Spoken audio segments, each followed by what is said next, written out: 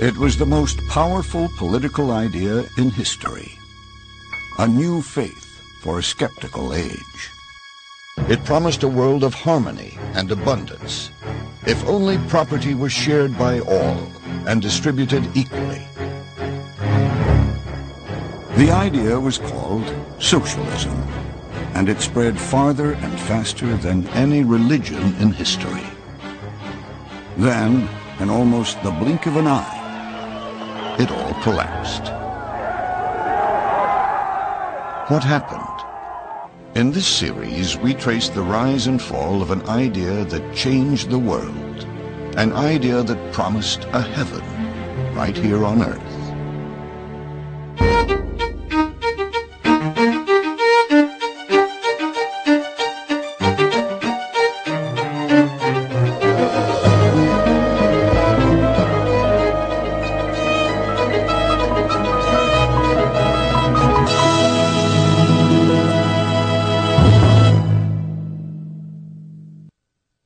The early 19th century brought with it a faith in limitless human progress. Old beliefs rooted in religion and superstition were abandoned in favor of new ones, supposedly based on science and rational thought. One of these new ideas was called socialism.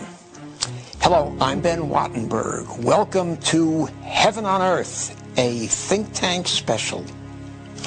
In this hour, a British reformer creates a model utopia on the American frontier.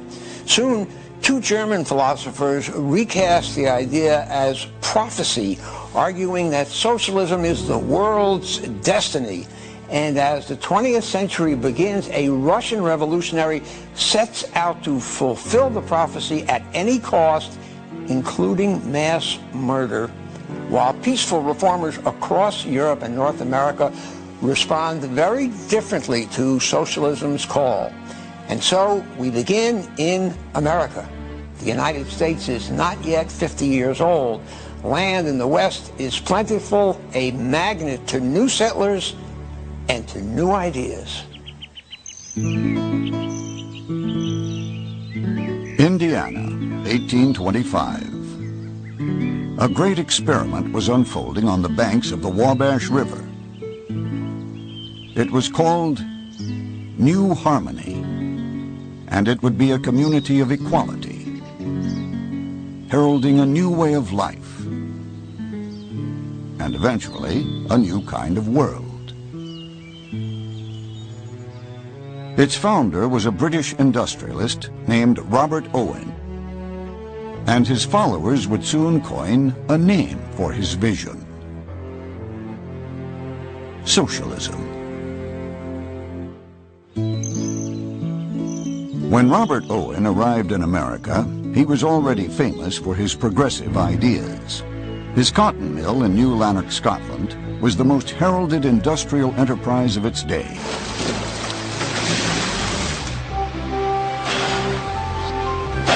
He shortened working hours, restricted child labor, and even provided sick pay.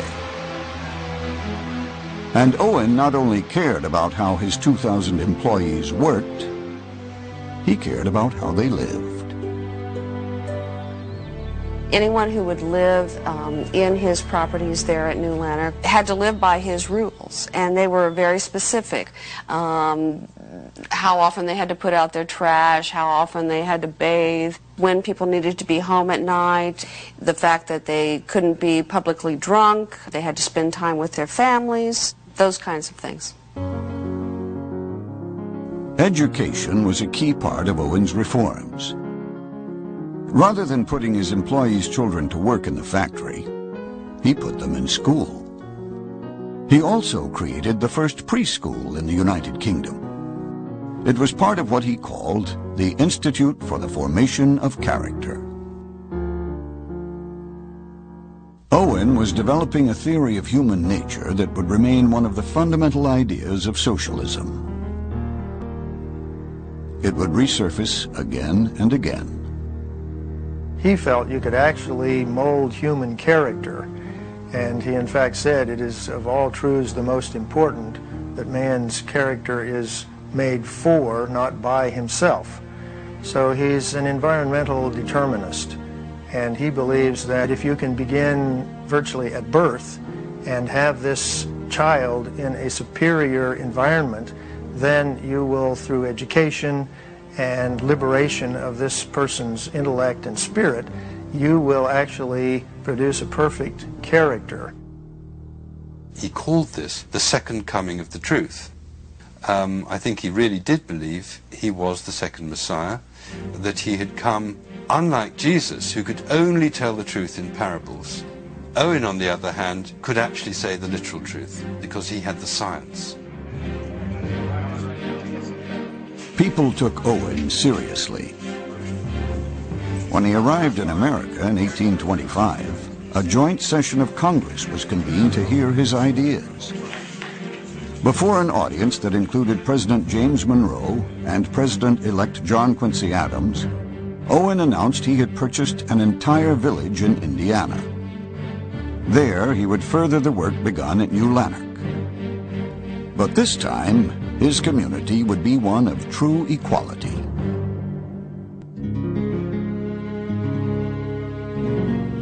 Harmony, Indiana was founded a decade earlier as a different kind of commune, a religious one. Owen bought it from George Rapp, the charismatic leader of a sect of German Lutherans who were pulling up stakes to follow one of Rapp's visions. They left behind 160 buildings and some 30,000 acres of fertile land. If you think of Indiana at that time period, it was the wilderness. And here in the middle of the wilderness, you had this beautiful town of brick and clapboard houses, a magnificent cruciform church in the middle of town in the commons. It was very sophisticated. It was called the Athens of the West at that time. On April 27, 1825, Robert Owen welcomed 800 eager arrivals to the town he had rechristened New Harmony. One group in particular was attracted to New Harmony: intellectuals.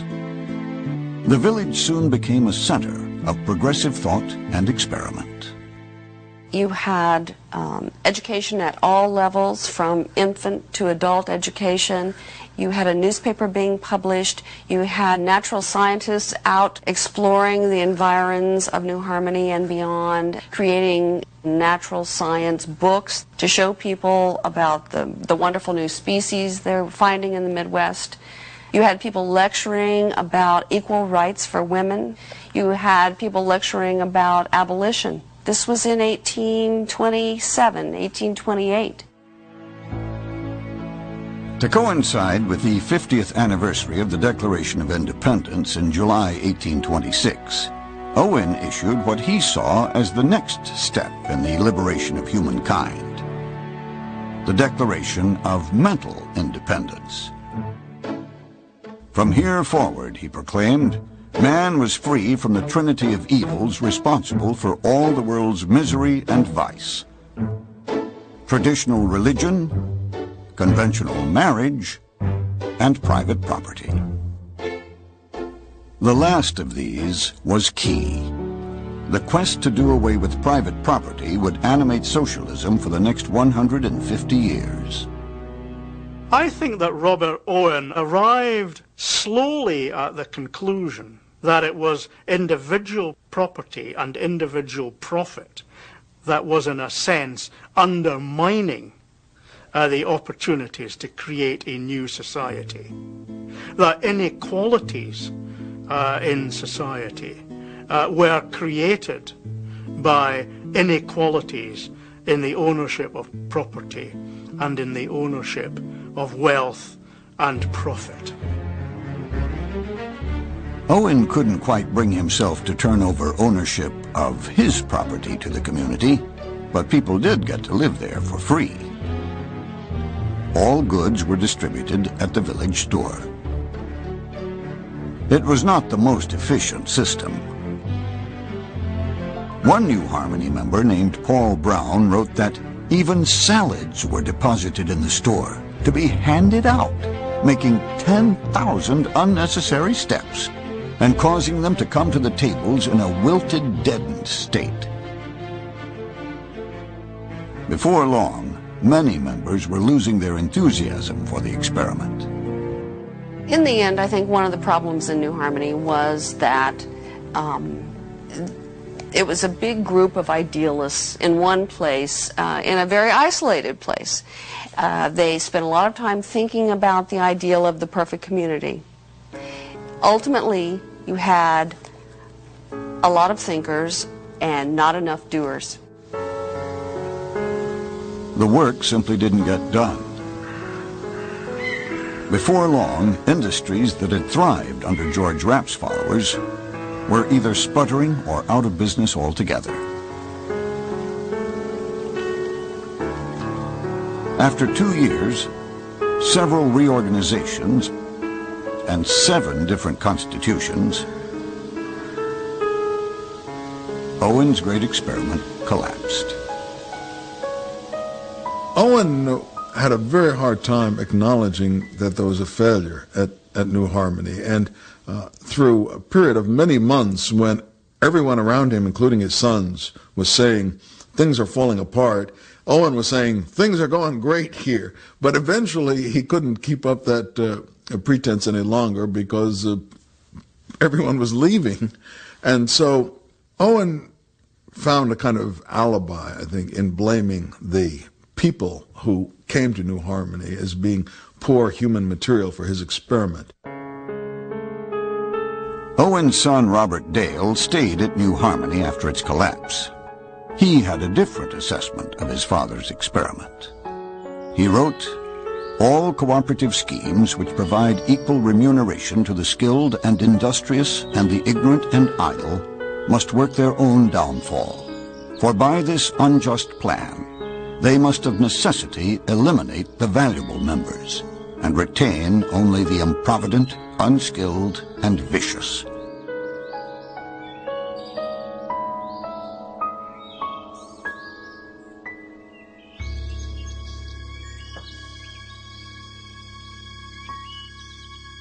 Despite the failure of New Harmony and other early attempts to put socialism into practice, the idea continued to generate great excitement. Soon, 2 philosophers would take utopian hope and turn it into faith by arguing that socialism was not only desirable, it was inevitable.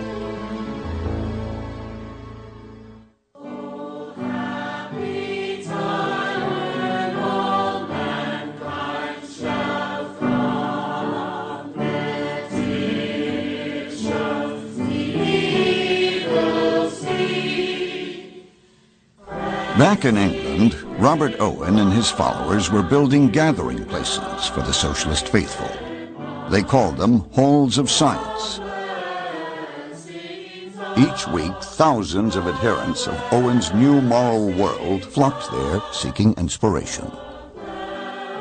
Even though they proclaimed earnestly that they had contempt for all religion, every Sunday they would all gather and bring their families there, but they didn't call them services, they called them meetings, and then someone would get up in the front and do something that sounded like a sermon, but they called it a lecture, and then they would all sing from a special book of socialist hymns, except they wouldn't sing about God and goodness, they would sing about equality and brotherhood.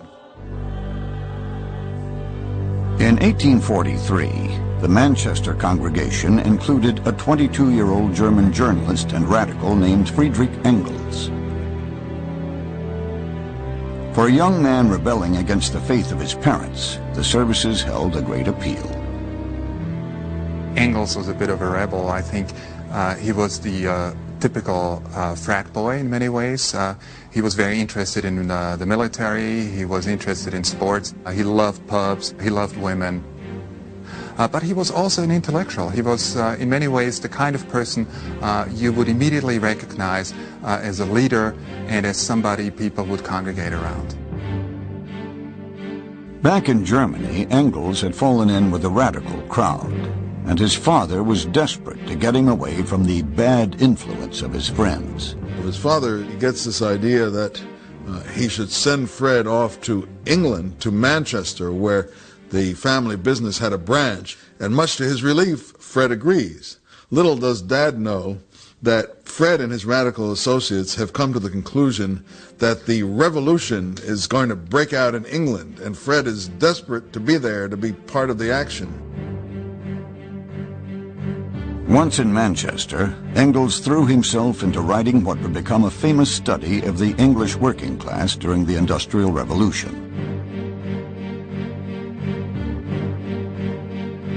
It was a very grim picture. I mean, workers in the 1840s in England, they lived miserable lives. They lived in squalid conditions. They worked 16, 18 hours a day. Child labor, female labor was incredibly common. Disease was rampant. The living standards were just below probably what we would even expect in many underdeveloped countries today. It was a miserable, miserable time. Engels saw that the working class was miserable, and at the same time, he was also envisioning a sort of salvation of the working class in terms of history providing a fertile ground for revolution. He understood that the workers, sooner or later, would understand that history was working in their favor, and therefore history would radicalize them. And by being radicalized, workers would no longer passively see themselves as victims of capitalism, but would actively seek to change it. Engels was soon contributing to Owen's New Moral World and other radical publications. Among them was a newspaper edited by a man who had once been part of young Fred's circle of college radicals back in Germany, the 25-year-old Karl Marx. Marx, starting very young, was very charismatic. He had this forbidding style and this great genius for theoretics, where other people saw a meaning. Marx could see a meaning within a meaning, behind a meaning, and then a bigger meaning. And his colleagues would just look at him awestruck and say, "This is our great genius who can figure it all out." Marx had little use for the ideas of his colleagues. But one of Engels' articles caught his eye. The two men began corresponding, and in the summer of 1844 they arranged to meet in Paris. It was the beginning of one of the most intellectually fruitful partnerships in history.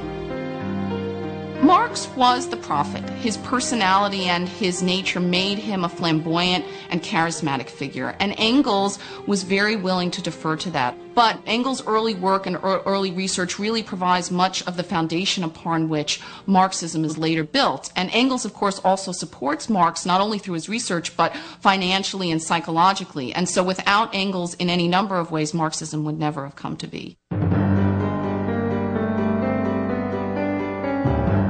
In January 1848, students and workers took to the streets of Palermo. By February, the revolt had spread to Paris. Soon, nearly 50 uprisings engulfed the European continent from Russia to the English Channel. Marx and Engels rushed home to Germany to join the barricades. They had just finished writing a platform for a workers' organization based in London. The pamphlet would become known as the Communist Manifesto. The manifesto's timing would forever link it to revolution, adding to its mystique. Soon the world would learn the central premise of Marxism, that the history of all hitherto existing society is the history of class struggles. For Marx and Engels, the heart of the system of capitalism was exploitation. As they saw it, the workers were the ones who were creating the things that were coming out of the factories, but the capitalists were the ones who were keeping most of the profits. What they talked about were the means of production, the Marxist term for the machinery, the factories, and this was terribly unjust. And the only way to rectify it was for the workers to get together and take the factories away from the capitalists so that they could have the complete benefit of the products that they themselves were creating. The Communist Manifesto predicted that as capitalism progressed, the working class would become so large and so poor that revolution would be inevitable. The result, socialism, a new workers' state where people contributed according to their ability and received according to their need. In time, government itself would become unnecessary and give way to a new stateless society Marx and Engels called communism. What Marx and Engels said was, don't worry, whatever happens to you, no matter how miserable your lives are, no matter how desperate your political struggle seems, history is working its way towards this outcome. And that's what gives Marxism its incredible force. Many socialists bought the argument. The Communist Manifesto would go on to become one of the most influential pamphlets ever published, with translations in every major European language by the turn of the century.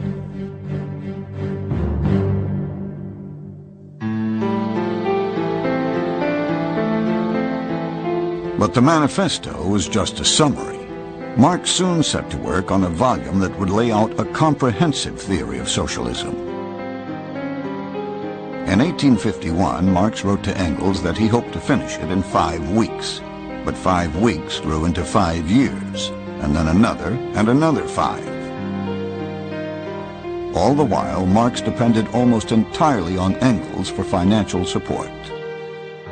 The one time Marx went out and got an actual job was as a correspondent for the New York Tribune newspaper. But he didn't speak English, and so he couldn't write the articles himself. Engels did speak English, and he got Engels to ghostwrite the articles for a number of years until he got his own English up to a level where he could write some himself. It took Marx nearly 20 years to finish his masterwork. In 1867, the first volume of Das Kapital was finally complete, with more volumes promised. The book would soon be hailed as a breakthrough in political and economic thought.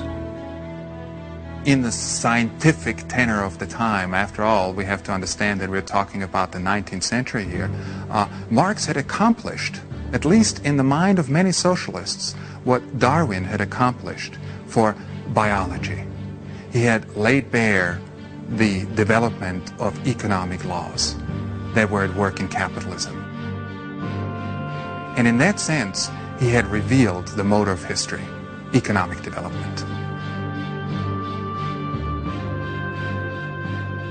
And it is to Marx still that we owe this kind of economic view of history. As seeing people as sort of players in a drama in which economic forces are primary, and classes more than individuals as the kind of motor force of history. Engels survived Marx by 12 years. Thanks in large part to his public relations work, Marxism spread to workers' movements in Germany and across Europe. But by the time Engels died in 1895, many of the more perceptive socialists were beginning to notice a crack in Marxist doctrine. By the end of the 19th century, Marxist theory has been around for about 50 years. But it's not coming true. The workers are not getting poorer, and they're not becoming revolutionary. And at that point, there's sort of a choice. You can say, well, I'm for the workers and never mind the revolution, but we'll try to make things a little better step at a time. Or you can say, I'm for the revolution, that's what's going to give us the glorious new society, and if the workers aren't going to make the revolution, why, we'll find someone else to make it.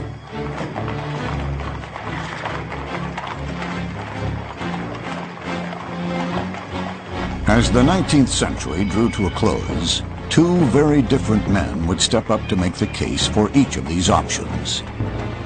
It would rupture the movement in 2.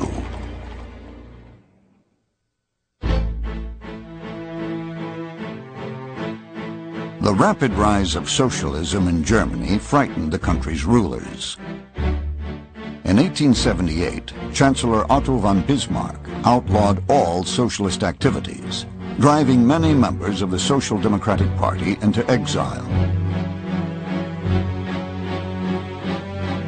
Among them was a young bank clerk named Edward Bernstein. He soon became editor of the party's clandestine newspaper, first in Switzerland and then in London. When Bernstein goes to England, he becomes acquainted with Marx and Engels, and Marx and Engels become very enamored of him. And after Marx dies, Engels asks Bernstein if he will put together from Marx's notes a fourth volume of Capital. And when Engels dies, he also is asked to be one of the executors of Engels' will. So he was very closely tied to Marx and Engels and seen in the period after their death as one of the most important international socialists.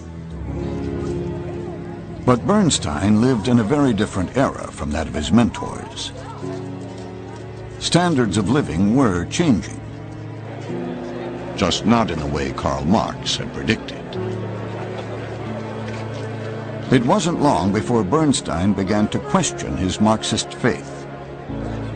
I think that he thought that capitalism was evolving along the lines of becoming more and more inclusive of the working class.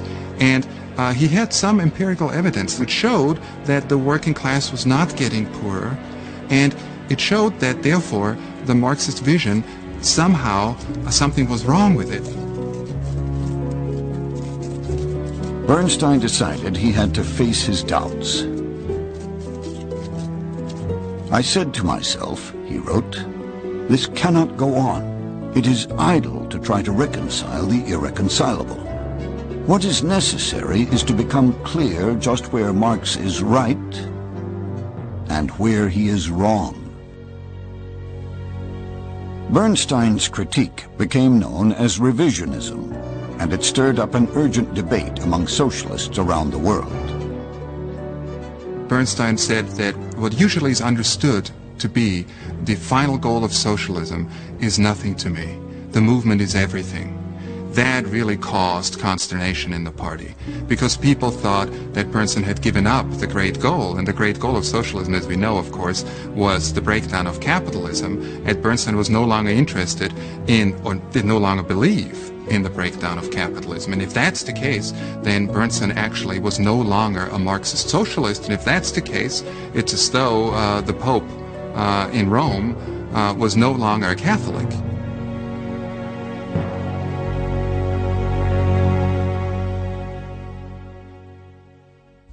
Thousands of miles away, a 29-year-old Siberian exile was carefully following the debate. His eventual response to Bernstein's criticisms would forever change the face of socialism. His name, Vladimir Ilyich Ulyanov, better known by his nom de guerre, Lenin. Lenin was, first of all, probably Russia's most exuberant workaholic in a country that did not have a work ethic. He was enormously hardworking. He was enormously smart. He had supreme self-confidence and a belief that he really knew what was right for everybody, and particularly for the future of his country. When Vladimir was 17, his older brother Sasha was executed for plotting to assassinate Tsar Alexander III. It was the beginning of his own path to revolutionary action. After he got to the university, and he took part in a demonstration, which was not political. It was directed against some regulations of the university. When he was arrested, and it was discovered that he was the younger brother of the executed terrorist, he was expelled from the university. And he was a top student, so he had to spend several years in idleness. Vladimir was banished to his family's country estate. There he began to explore the stacks of radical literature his executed brother had left behind. He read various Russian revolutionaries, read Karl Marx, and began to come to the conclusion that it was just as important as his brother had thought to create a new social system for Russia, that revolutionaries had to learn to toughen themselves, to make themselves into heroes who were going to give their all to save Russia, something like his brother had done. Vladimir's revolutionary activity would land him in deeper trouble with the law. By the time he heard about Edward Bernstein's writings nearly a decade later, he was in exile yet again, this time in Siberia. His life now revolved around one goal: revolution. Lenin was an individual who was often in a state of rage. That was his personality. But he was infuriated by Bernstein. But unlike a lot of the others, Lenin in effect realized that Bernstein was right, that the workers were not becoming revolutionary. When Lenin returned from exile, his younger brother met him at the train station. Dmitry Ulyanov would later recall the first topic on his brother's lips: the need to refute Bernstein. Lenin soon laid out a radically different idea of what to do if the workers wouldn't make the revolution. He developed quite early on what I would call a politics based on the absence of trust.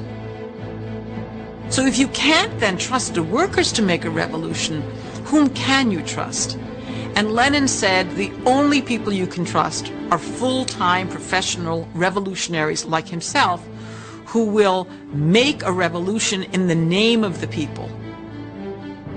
Lenin in effect said, heck with the workers, the revolution is everything. Except Lenin wasn't quite that honest. He didn't say, heck with the workers. He said, we'll have to discover the vanguard of the workers or of the proletariat, and that will be, well, me and my pals, and we'll make the revolution for the workers. For Lenin, this was more than just a theory. In 1900, he left for Europe to start an underground newspaper, Iskra, or Spark, to ignite a new revolutionary movement in Russia.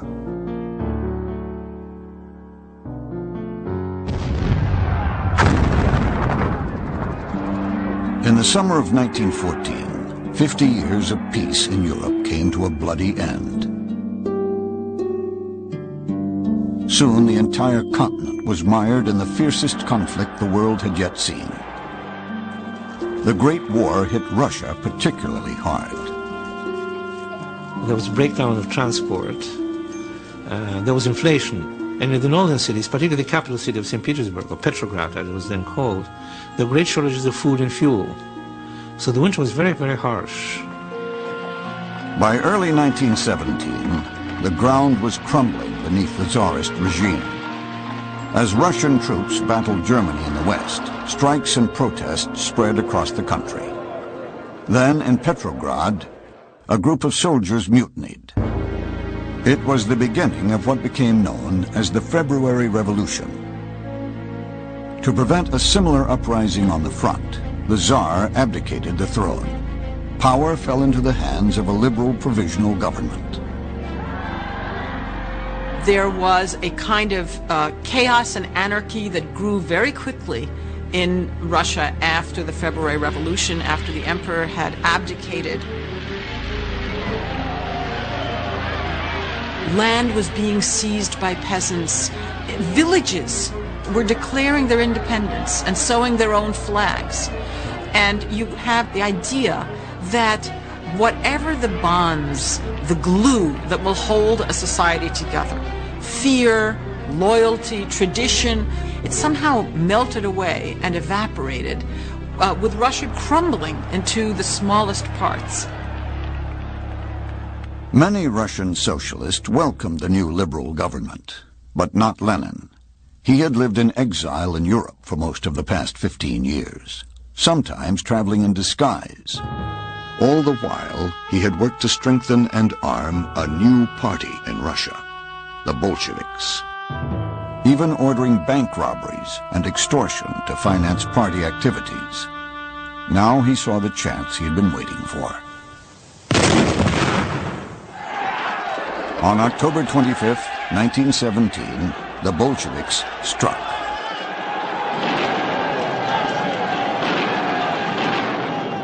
This is a later Soviet reenactment of Lenin's men storming the Winter Palace in St. Petersburg. In reality, the revolution was much less dramatic.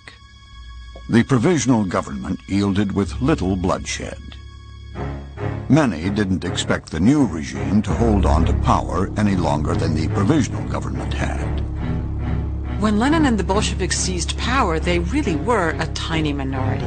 And immediately, the Bolshevik regime found itself embroiled in a civil war, which it won militarily, but it also won because the Bolsheviks had been very successful in their use of propaganda to win what we might nowadays call the hearts and minds of the Russian people.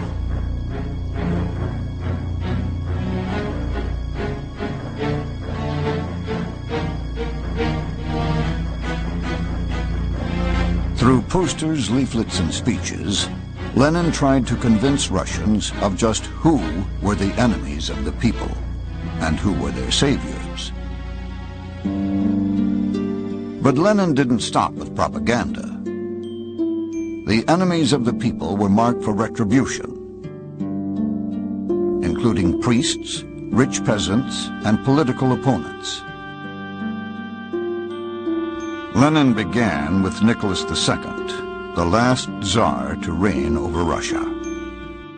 Him, his wife, their 5 children, their doctor, their servants were all massacred. And then their bodies were cut up and burned, and then what was remained was buried in a shaft, which was only discovered a few years ago. Then, in August of 1918, a revolutionary who felt that Lenin had betrayed the revolution took 2 shots at him and wounded him almost fatally. Whereupon Lenin and his henchmen agreed to carry out Red Terror. This was a terrible thing. People were taken out of prison where they were put political prisoners who had never been tried, had done nothing against the Bolsheviks, and were just summarily shot. And this shooting went on. Hundreds of people were shot at night. Many others found themselves banished to forced labor camps. Under Joseph Stalin, the system would become known as the Gulag. A part of the Red Terror was the gathering of all opposition members into concentration camps outside of major cities. And these were the very first camps, and it was from these camps that the entire Gulag system developed. So they are very much a precursor to what came later in Stalin's time.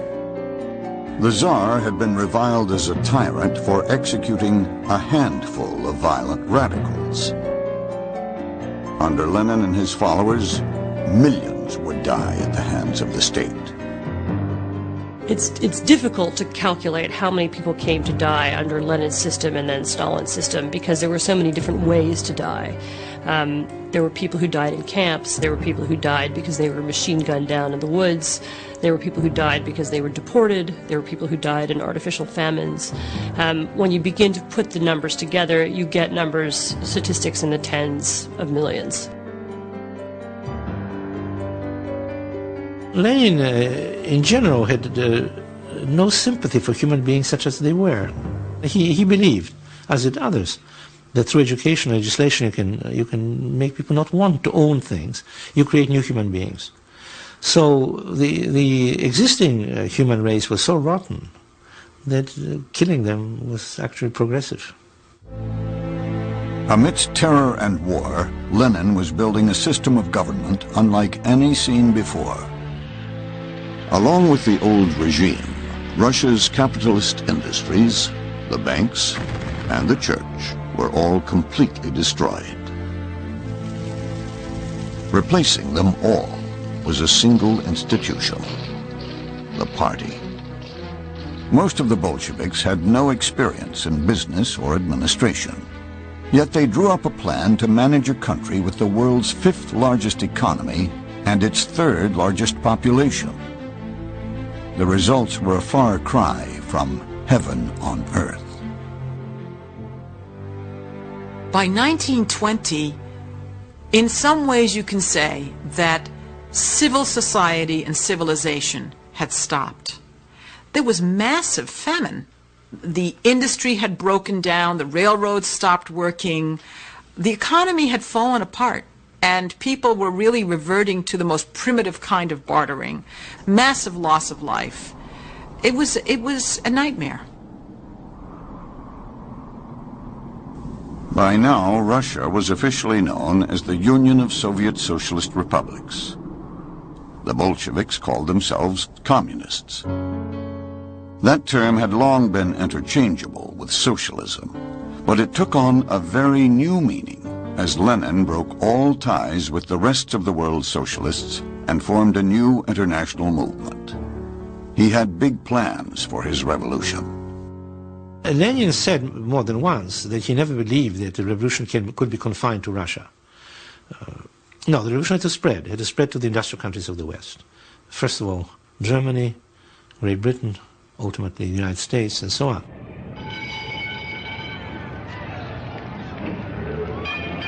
In the Marxist scheme of things, the most advanced capitalist country was the one that was supposed to be transformed first, and that was the United States of America.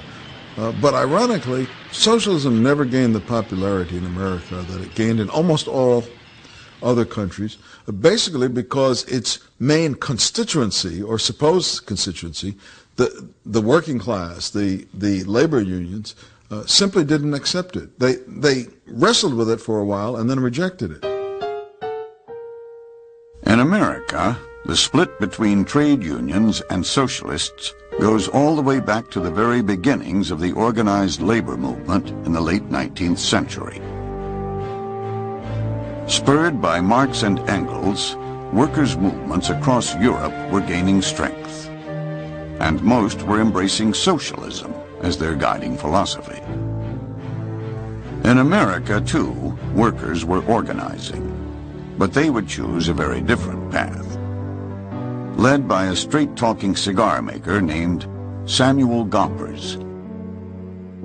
The irony about Sam Gompers is that he was a Marxist who forged an anti-Marxist labor movement.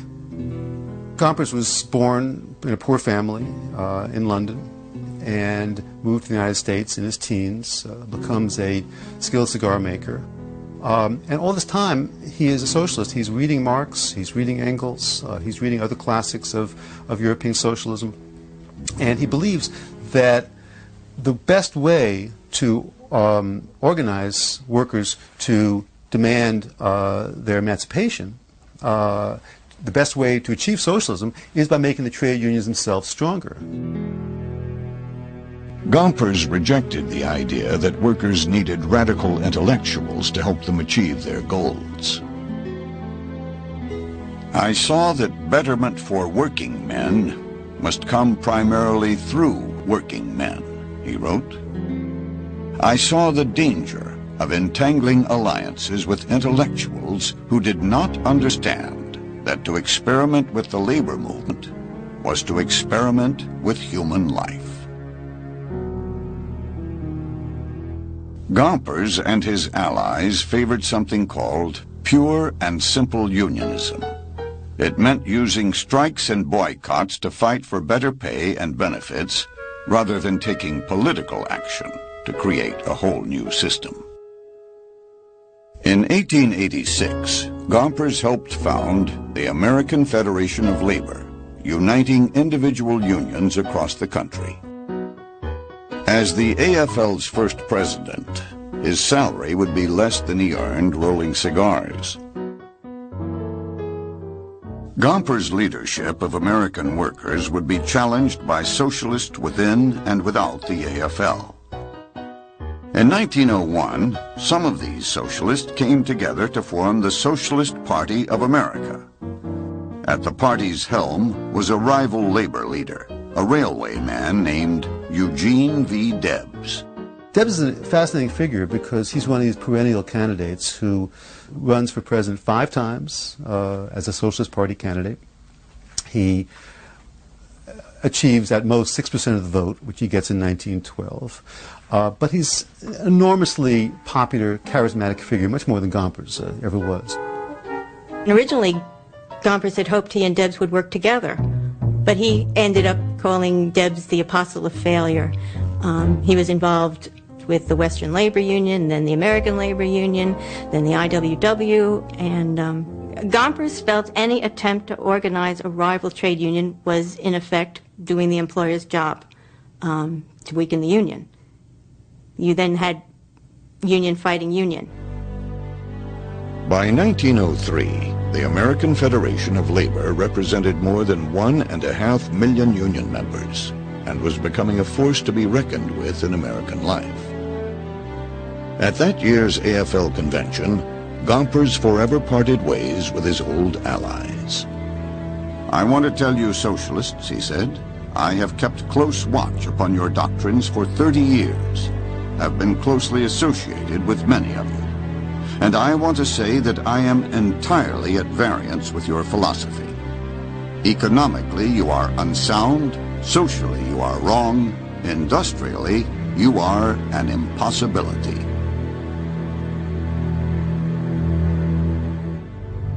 Despite Gompers' opposition, the Socialist Party continued to gain strength. Surprisingly, the party drew more support from farmers than from industrial workers. One of the greatest centers of socialist support was Oklahoma. Eugene Debs won more than 16% of the presidential vote there in 1912. But America's entry to World War I brought a turning point for the party. In World War I, socialists in this country and around the world have to decide, will they support their individual nations in the war, or will they support the International Socialist Brotherhood and oppose the war of workers against other workers? And the American Socialist Party, unlike most of the European socialist parties, decides to oppose the U.S. government and to oppose World War I. And most trade unionists, Gompers as their leader, support the war. The more moderate socialists leave the party and actually work with Gompers in the AFL. The more radical socialists start speaking out against the war, and they are arrested. Eugene Debs gets arrested in 1918, gets sentenced to 10 years in jail. And by the time he comes out of jail in 1921, when he's pardoned, the Socialist Party is pretty much a shell. The party would never regain its pre-war strength, not even during the Great Depression. Gompers and the American Federation of Labor, later the AFL-CIO, had won out as the principal voice of America's workers. In many ways, Americanism proved to be a substitute for socialism for a lot of workers. After all, Americanism has always stood for the average person being able to make it. The American standard of living is something that all Americans should be able to enjoy. So the idea of class equality is something that undergirded the strength of socialism in Europe, but it's always been part of the American vision as well. So in many ways, Americanism trumped socialism and made socialism unnecessary as a vision for a lot of American workers.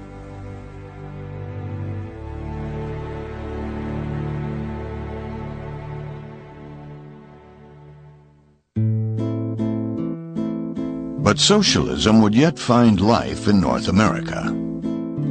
As the Socialist Party faded from the U.S. political scene, some of the farmers who had embraced its ideals would take their politics north, to Canada. Today, Americans think of Canada as a more radical, a more socialist place. Well, the irony is that Canada's first socialist politicians, Canada's first socialist intellectuals are Americans. And that is something that people today have forgotten. Socialism, when it comes to Canada in an effective way, is an American import. Between 1898 and 1915, nearly 1 million people emigrated from America to Canada. Lured by cheap farmland, most settled in the western Canadian provinces of Alberta, Saskatchewan, and Manitoba, the last North American frontier. They brought their knowledge of how to wrest a living from the soil, and a set of political convictions rooted in their experience. Farmers in the prairie provinces of Canada and the northern Great Plains of the United States all faced similar problems in the early 20th century. They were all growing wheat. They felt that they were being gouged by the railroads, by the bankers. They felt that the market conditions were working against them. Rather than seeing this in terms of impersonal market forces, they personalized it and viewed bankers, railroad men, lawyers as the enemy. The way you express your protest at the turn of the century is, hey, wait a minute, why don't we nationalize these things? And from that, as the institutions resist, you move fairly logically and pretty quickly towards radicalism. And they're radicalized in Canada in the same way, by the same people, in the same organizations as they are in the United States. But let me emphasize, these organizations start not in Canada, but in the United States. Every major U.S. farmers' organization would resurface in Canada in some form. By the 1920s, these organizations and their successors began to make their voices heard throughout the prairie provinces. They were very soon able to influence electoral politics in Manitoba, Saskatchewan, and Alberta simply by the power of their numbers. But it's really not until the Great Depression begins on the prairies, really in the 1920s, not the 1930s, with drought, with the collapse of the wheat market, that farmers began to contemplate forming their own independent political force. In 1932, a new political party emerged from a conference in Saskatchewan, the Cooperative Commonwealth Federation, the CCF. The CCF is a kind of big bang among radical groups. Radical farmers, socialist labor unions, and radicalized socialist intellectuals, many in universities, many also in the Protestant churches. And they get together and they write a platform that calls for the socialization, essentially, of the means of production and the means of finance. I mean, it is a classic socialist platform. The party would later moderate its platform to appeal to a broader base.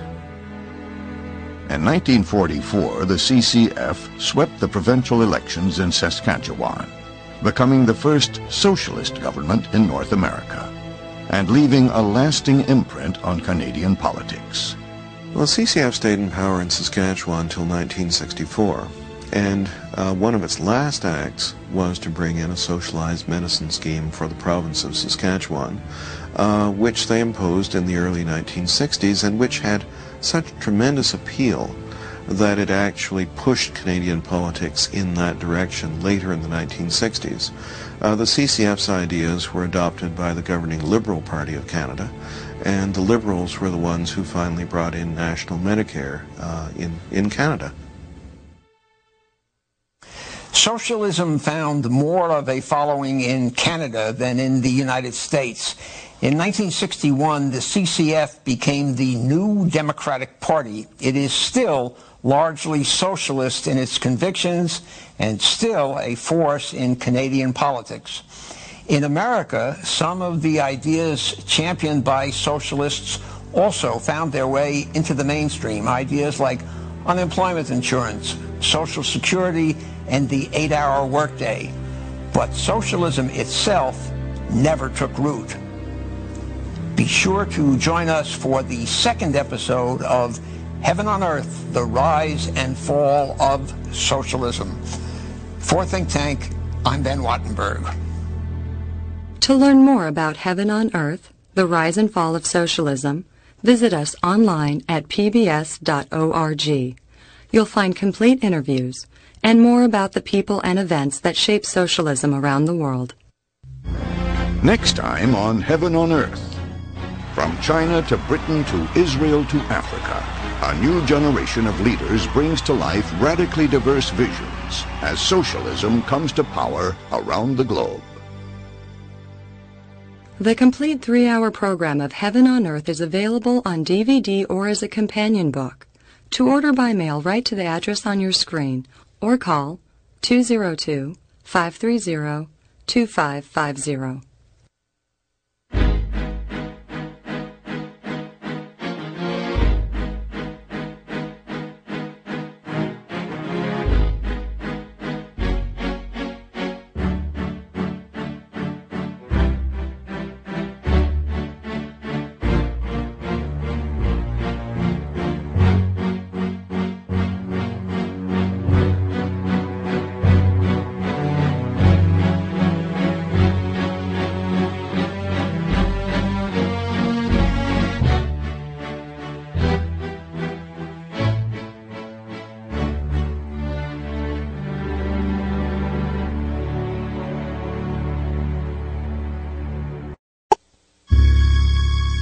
When Vladimir Lenin seized power in Russia in 1917, he created the world's first socialist state.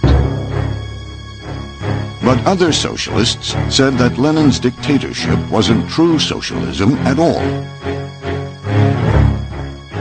Over the next 60 years, people who called themselves socialists, often disagreeing violently with each other, would rise to power in scores of countries all over the globe, until they ruled more than 60% of humanity.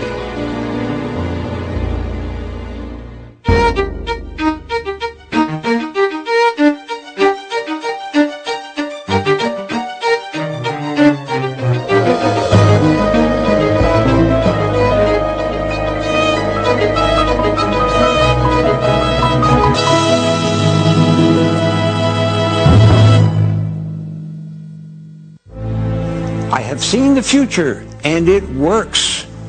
Those were the words of American journalist Lincoln Steffens after visiting the Soviet Union in 1919.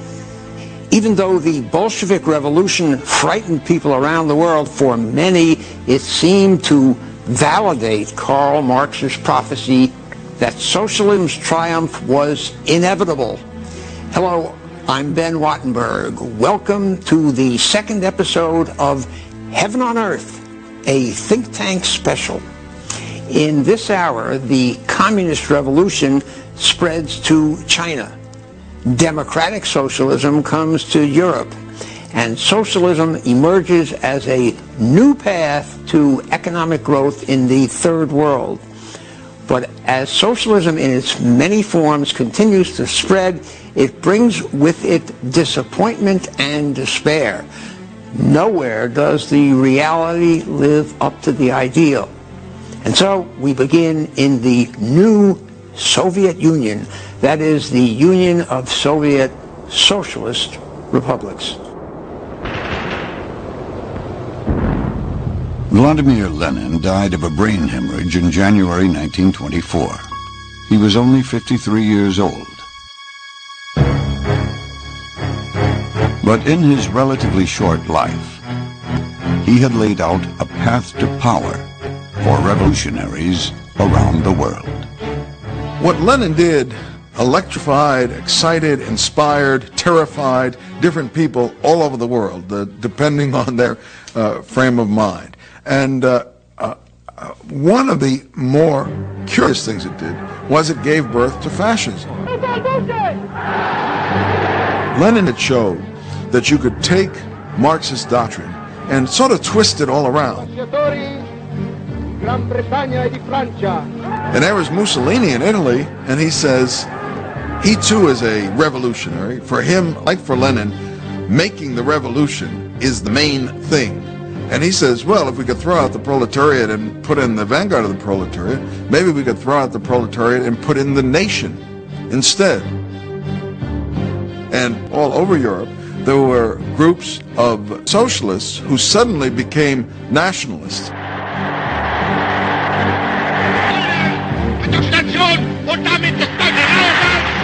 One, but not the only one, was Hitler, who comes along and has this new ideology of national socialism, which retains a lot of socialist principles, but adds on the implacable hatred of the Jews. Benito Mussolini joined forces with Adolf Hitler to launch a world war even more devastating than the last. The alliance between Italy, Germany, and Imperial Japan placed Mussolini in bloody opposition to his old socialist comrades.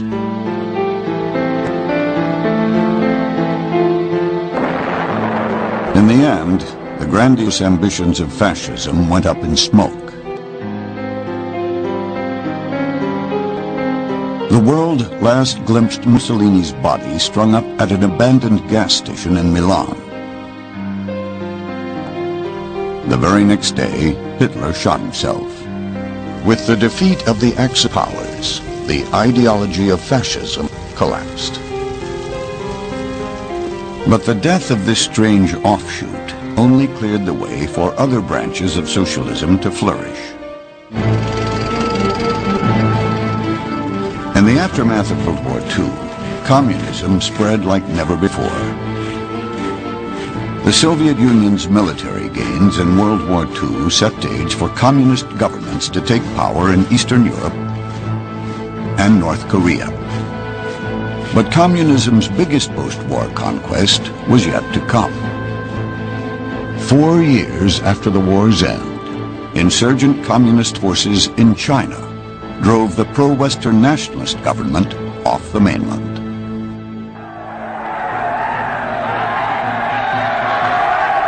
In January 1949, the communists marched into Beijing to declare the birth of the People's Republic of China.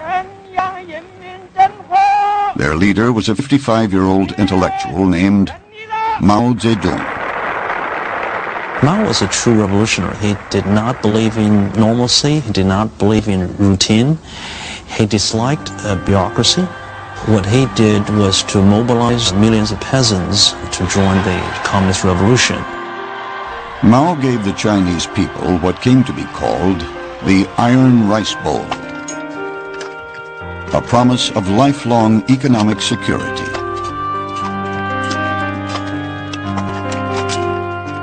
But the price was submission. The party would soon control everything. The books people read, the clothes they wore, even whom they married, and how many children they had. Mao felt that one has to really not wait for changes in the social system at all, but change human beings just as they are at once. That means to educate them and cut them off from all previous culture. Lenin allowed his people to read the classics and had access to the old literature. And Mao cut it all off, and for a while all they could read is inanities in the so-called Red Book. So he had this idea that if you do that, you completely cut them off from the past and create new human beings that way. For nearly a decade, China followed the Soviet model of nationalized industry and collectivized agriculture. But the results were disappointing, and Mao grew impatient. He became disillusioned with the Soviet model, and he thought he could improve upon it and bring communism overnight. He was truly a utopian thinker. And so that is when, in the late 1957, he launched what has been come to be called the Great Leap Forward. At the core of the Great Leap Forward was a new Chinese institution, the People's Communes, more than 23,000 of them, comprising more than 500 million people. By mobilizing the country's vast labor pool, Mao believed his experiment would catapult China ahead of the West in both agriculture and industry. But the country's frenzied commitment to the Great Leap Forward led only to impossibly high production quotas and inferior products. In one program, the government tried to speed up steel production by encouraging peasants to build backyard steel mills on communes across China. For raw materials, the peasants donated iron goods from their own homes, including woks and other cooking utensils. The steel produced was worthless. Mao also emphasized on agriculture production.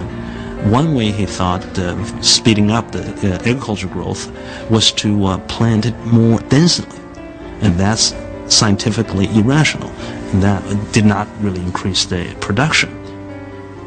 Very soon, in 1959, there was also some drought, flood, and sort of natural disaster, plus this human policy, and that became a killer combo.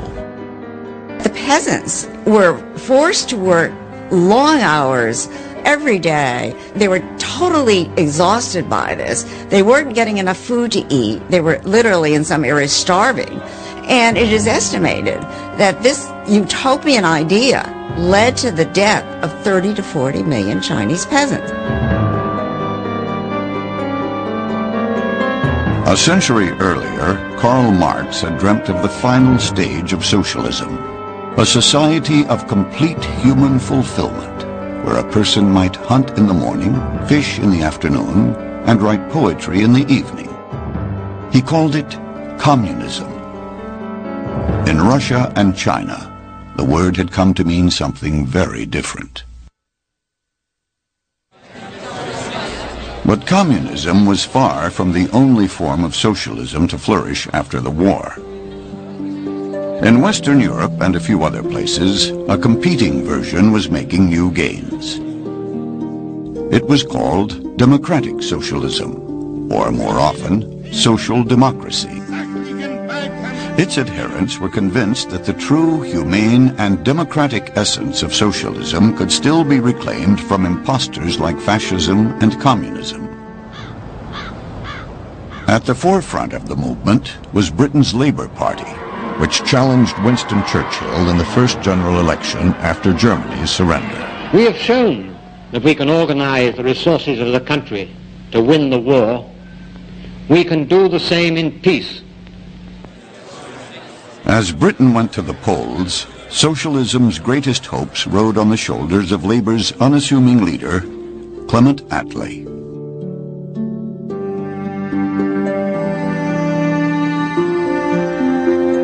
Clement Attlee began life as the painfully shy son of a prominent London solicitor. The Attlees had a vacation home and 5 full-time servants. They were devout Christians and active in volunteer work. The first thing you need to understand about Clement Attlee is that he came to socialism despite himself. It wasn't where he wanted to be, it wasn't what he was brought up to be. He had the fairly automatic conservative opinions of a man of his class at that time. Attlee graduated from Oxford and drifted into law. Then, one fall evening, his brother invited him to visit a club for disadvantaged boys in the notorious slums of East London's Limehouse district. For the first time, he saw the conditions that the poor lived in England, that it changed his life. He saw children starving.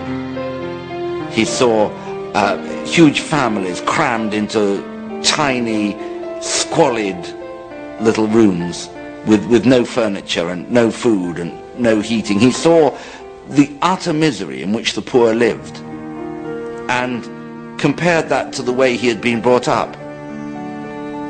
This made him a socialist. Within a year and a half, the 24-year-old Attlee took over as club manager and moved in. The Limehouse district would remain his home for the next 14 years. In 1908, he joined a group of socialists within Britain's Labour Party. Attlee believed that if people lived in slum houses, if they were sick and couldn't have proper medical care, they grew up to be different people from those who lived in prosperity. A canon of socialism is you have to change the physical environment if you want to improve human nature, and that Attlee certainly believed. Attlee volunteered for combat during World War I and fought with extraordinary courage. As the government mobilized the economy for war, he and others saw it as evidence that socialism could work. The influence of socialists within the Labour Party was growing. In 1918, they revised the party's constitution to support common ownership. The British Labour Party was not started as a socialist party. It was started as a Labour Party, as a way for the labor unions to get some more clout or representation in politics. It then attracted more and more kind of middle-class intellectuals who were socialists. And in 1918, to make the middle-class socialists happy, the party adopts a platform which explicitly embraces socialism as the party's ideology. And where it does so is in this section that's called Clause 4, which basically said what we believe in is a society in which all the productive power is owned socially, meaning by the government or by the community. Attlee rose to become the Labour Party's leader. During World War II, he was second only to Winston Churchill in Britain's national unity government.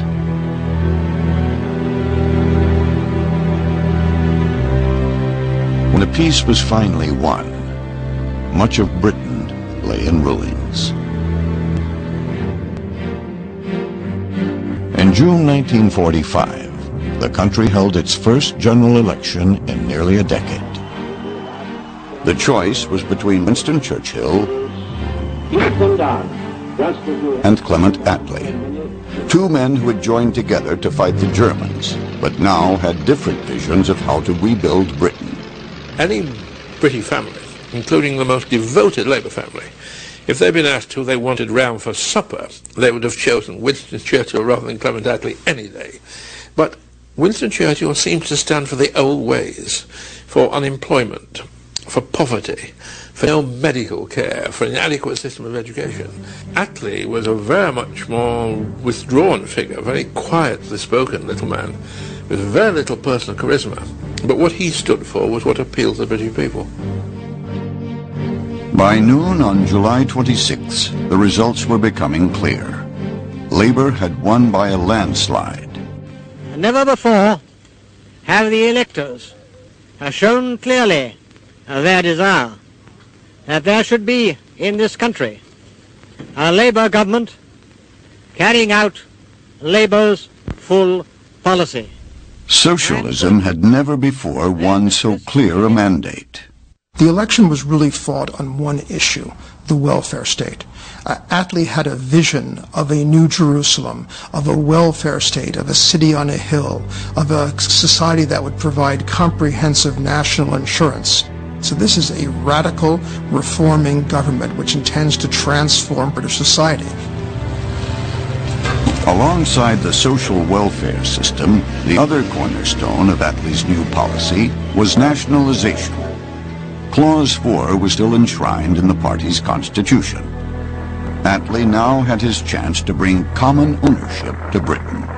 Let's go forward into this fight in the spirit of William Blake.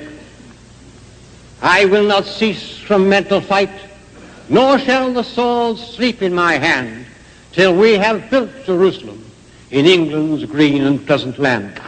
Attlee published a book called The Labour Party in Perspective in the 1930s, but he reissued it when he was Prime Minister and with an introduction that re-endorsed the same points. And it called for complete socialism. And he went on to say that he wanted all large industry nationalized and that small industry could remain in private hands for a time.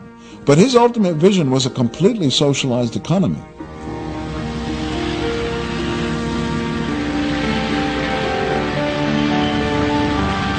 Attlee's government would remain in power for 6 years. Before it left office in 1951, it had nationalized much of the country's industry and introduced an array of social welfare programs. They took into public ownership coal, rail, steel, road haulage, gas and electricity. They created a national health service, free medical care for everybody. They instituted a system of pension by rights at a level which made old age dignified, if not prosperous. I mean, they had a pretty busy 6 years. I don't think any government's ever been as busy. As the Attlee government put socialism to work rebuilding Britain, the idea was being used for building a nation in another part of the world. A war-torn Britain could no longer support its far-flung empire. And one by one, colonies and territories began to fall away from the mother country. 1948 brought the creation of the new state of Israel from part of the British trusteeship of Palestine. For decades, the Zionist movement had been struggling to create a Jewish state by settling Jews in Palestine. Many of these settlements were collective socialist villages called kibbutzim. The kibbutz saw itself as socialist, but also at the same time as the expression of a national revolution. And they saw themselves as, in fact, the future Jewish society of this land.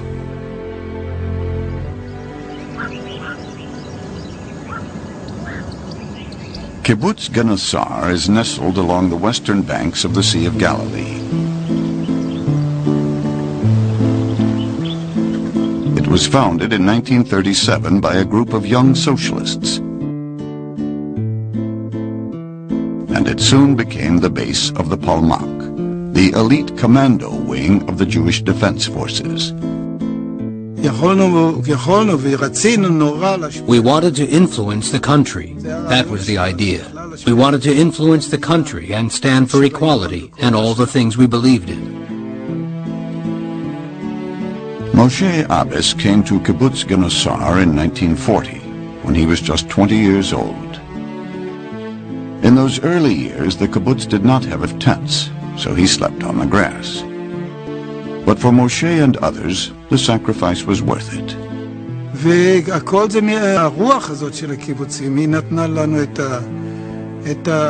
The spirit of the kibbutz what gave us the strength to live that way. Someone asked me once if I was religious, and I told them I have one religion, and that is the kibbutz. It covers everything you need.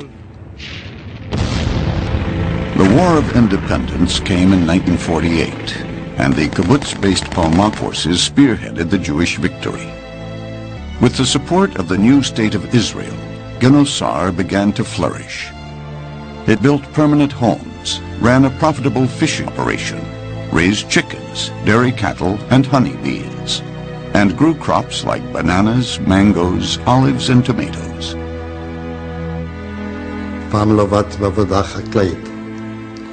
I had never worked in farming or agriculture before, and I had never had to go by the decisions of a collective. But because what I'd been through in the past, all this wasn't hard for me. Isaac Rotem settled at Genosar in 1948. He is one of the hundreds of thousands of European Jews who came to Israel in the wake of the Holocaust. I came through all the camps. Camps in Auschwitz, camps in Cyprus, and suddenly I felt like I was part of one big family. Suddenly you feel there is someone who cares about you, someone keeping up with you. The kibbutz was socialism on a human scale. Instead of the government owning everything, as it did in the Soviet Union, and to a lesser extent in Britain, the community owned everything and made all decisions collectively. The motto of the kibbutz movement was borrowed from Marx, which was, from each according to his ability, to each according to his need. There was no private property. Everything was shared in common, but it was all done in democratic fashion, that is, in group meetings or committee meetings where people could present their needs and the kibbutz would democratically decide what to do to make sure that that person had his or her needs met. You did not need any salary because you got food in the dining room, you got clothes in the special store. At the very beginning, at least, you had no private clothes. The storehouse distributed every week clothes to the members. You could receive a shirt that another member had the week before. Like many other communal experiments, including Robert Owen's New Harmony, the kibbutz even tried to reshape family life. There would be new roles for husbands and wives, and parents and children. Half the kibbutz members are women, and the idea was that they would be liberated from, not childbearing, of course, that's impossible, but liberated from bringing up their children, liberated from laundry, liberated from cooking, liberated from all the cares that women normally have. So they decided very early on that it was the collective's responsibility to raise the children. The children belong to all of us, and we are all responsible for looking after them. They wouldn't be under the tyranny of a bourgeois mother and father. They would be free members of the children's society, living with their own age group. There was a notion of ben kibbutz, the son of the kibbutz, or the daughter of the kibbutz. In some kibbutzim, you even had that when the child was born, the General Assembly met and decided what will be his name of the child. How will he be called?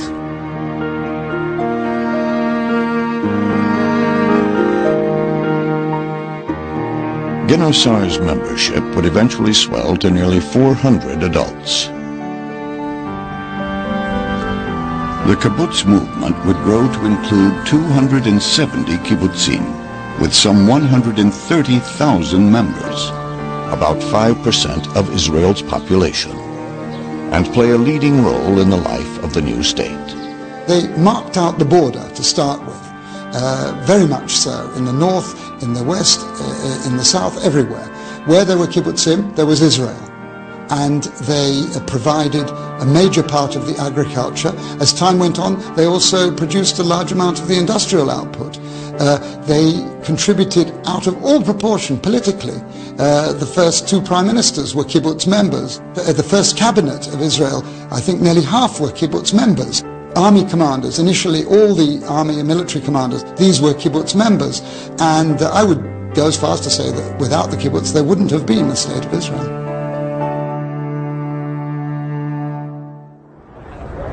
Much was unique about the Jewish state.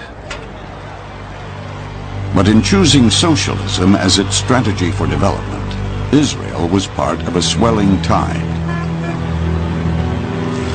For the nations reaching for independence in the aftermath of World War II, state planning was held out as the quickest path to prosperity.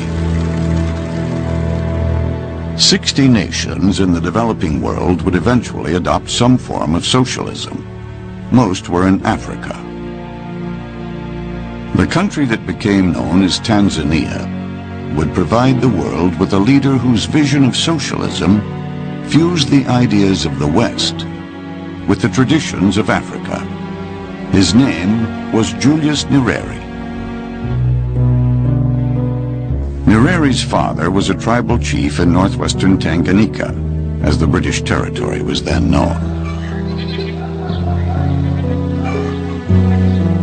When the colonialists wanted somebody from the chief family to go to school, and he was virtually taken away from his goods and taken to school.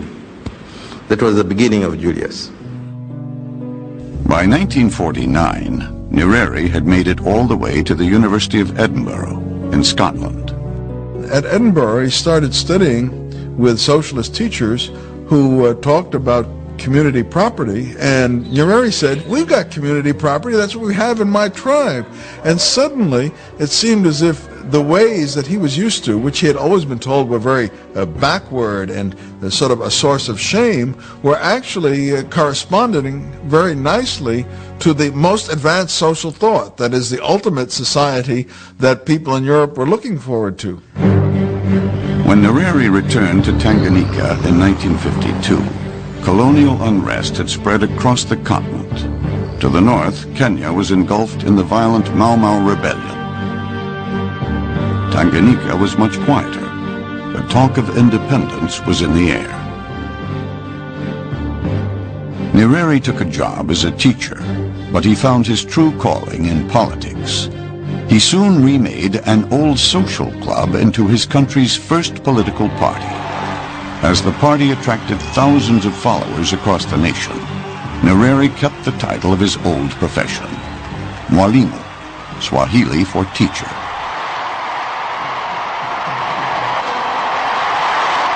In 1961, Tanganyika finally won its independence from Britain. At midnight on December 9th, the Tanganyikan flag flew for the first time.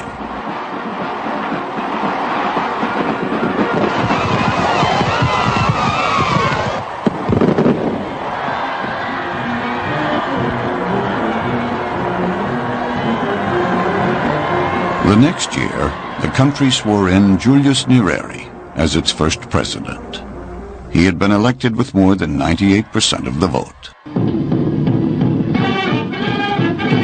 Nyerere set out to slay the three dragons that plagued his country: ignorance, poverty, and disease. His weapon would be socialism, fused with the ancient tribal customs of Africa. The word he used to describe it was ujamaa, Swahili for familyhood. What my father believed in socialism, the way I understand it, is that right after independence, most Tanzanians were uneducated and were not all that wealthy. So we had to move together. Rosemary Nyerere was born in the same year her father led the country to independence. She is now a member of parliament herself. Mwalimu used to say that it's not new because that's how we live.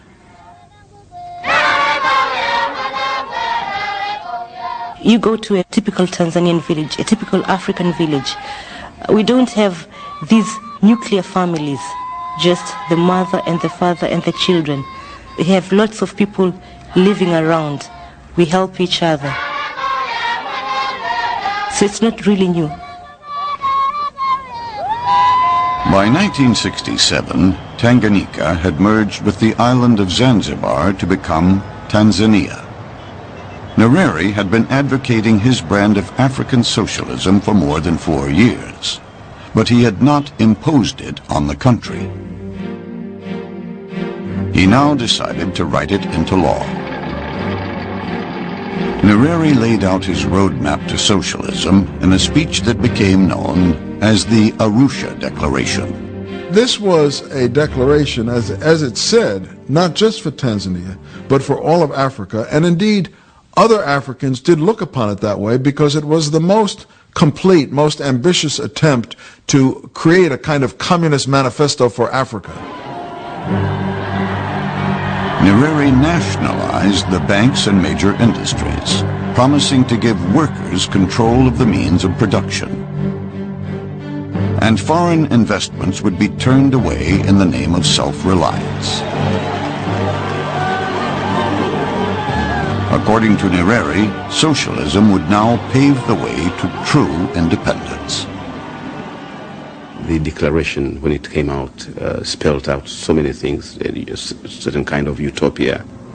There was this feeling that alongside economic development, you created a new human being. It was a whole new idea that talked about caring for the next fellow. That was an exciting period. Nyerere encouraged Tanzanians to reorganize their communities into collectives he called Ujamaa villages. These new villages would build socialism, and they would also provide access to schools, hospitals, and water. Across the harbor from the capital city of Dar es Salaam, Gesalole became an Ujamaa village in 1971.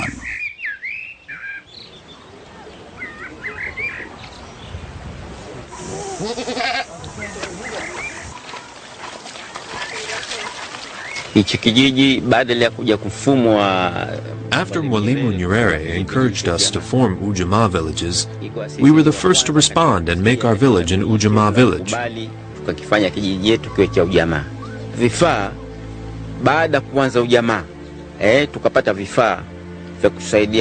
After we began leading the Ujamaa way of life, we were able to get facilities for keeping poultry, fishing. See that boat over there? We didn't have it before. We got it with our own initiative, and we made progress. Nyerere's vision of African socialism won the admiration of many in the West. As the Cold War intensified, many saw it as the best alternative to Soviet-style communism in the Third World. Support, both moral and financial, poured in. World Bank presidents would fly out, heads of donor agencies would fly out, students would come to spend a half a year or a year at the University of Dar es Salaam. The University of Dar es Salaam was a great place in the mid-1960s and early 70s. This was seen as a serious, well-reasoned attempt at socialism, and the feeling was, let's support this experiment. Talk of socialism's potential in the Third World came amid disappointments in Europe. In places like Great Britain, pensions and socialized medicine continued to enjoy broad support. But state planning had not delivered on its promise. There's a tension between Britain in the 1960s. On the one hand, we have the image of the swinging 60s, the world of the Beatles, the Rolling Stones, the world of Carnaby Street. The problem was that the kind of creative energy that you saw going into music and clothing didn't go into most parts of the British economy. There was suddenly this colour and efflorescence, but what it concealed was the fact that the economy was essentially dying. And we're living on the credit of the past, on old, declining, rusting industries like coal mining, shipbuilding, and steel. And nobody knows where the money's going to come from from now on. So it was a kind of fool's paradise. In 1971, the Times of London called the country's condition the British disease. The problem with the welfare state was not that it wanted to distribute goods to the people of England. The problem was that a society bent on questions of distribution, bent on questions of consumption, was not a society that was going to deal with the underlying economic problems of how you produce enough, how you produce efficiently, how you compete in a global market. And that's the imbalance. The world was changing, and it seemed that British industry simply couldn't keep up. Laws designed to protect British workers now prevented management from changing old practices. Workers demanded and won ever higher wages, even as productivity stagnated. In 1975, inflation hit 24%. What essentially happened was that the wage settlements, as they became higher, pushed inflation higher. And that leads to an inflationary spiral, which was very difficult to control. Since 1945, Labour and Conservative governments alike had preserved Clement Attlee's social welfare programs and most of his nationalizations. But by the mid-1970s, a growing faction within the Conservative Party placed the blame squarely on the legacy of Attlee's government. In their view, what basically happens in post-war Britain is that socialism, disruptive trade unions, and an expensive welfare state lead to a precipitous political and economic decline. What they see is a welfare state which created a dependency culture. It robbed people of initiative. It robbed people of responsibility. It disrupted the market. It made it impossible for the country to get anything really done.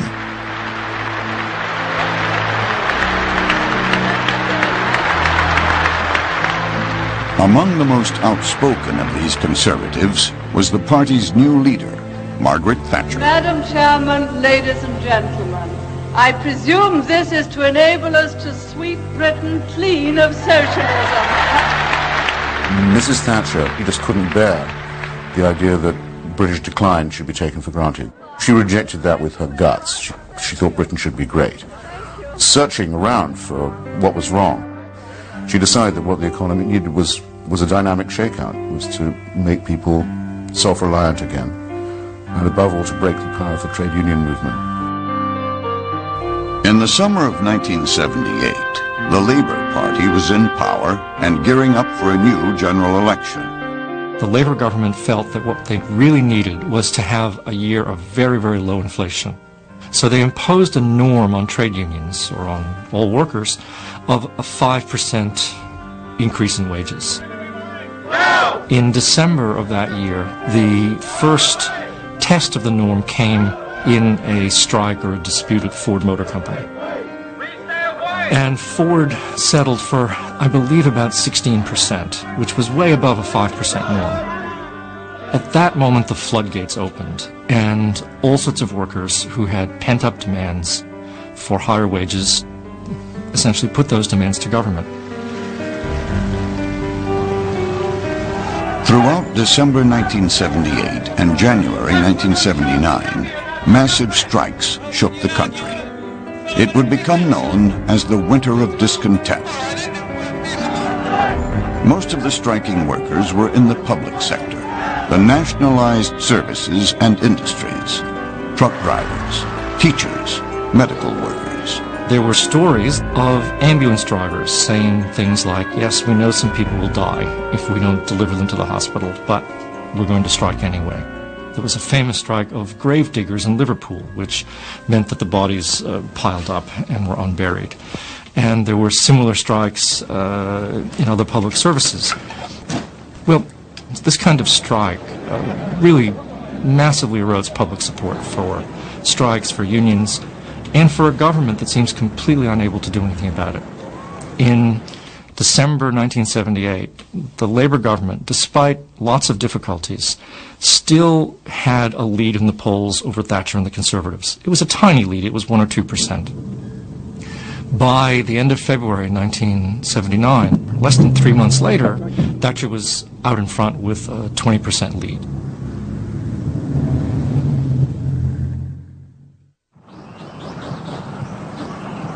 In Israel, too, socialism was losing some of its appeal.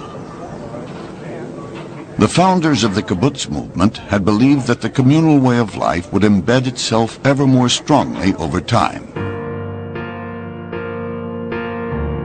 But as the years passed, the trend on the kibbutzim was away from collectivism. זה התהליך שנמשך למעשה מההתחלה. If in the beginning we got clothes once a week from the clothing storehouse, then later there were closets, and everyone had their own clothes at home.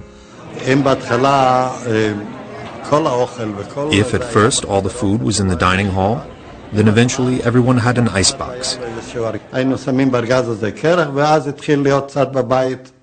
And then we started to keep things like beverages and fruit inside the house. After Israeli statehood, the move toward a more private lifestyle accelerated.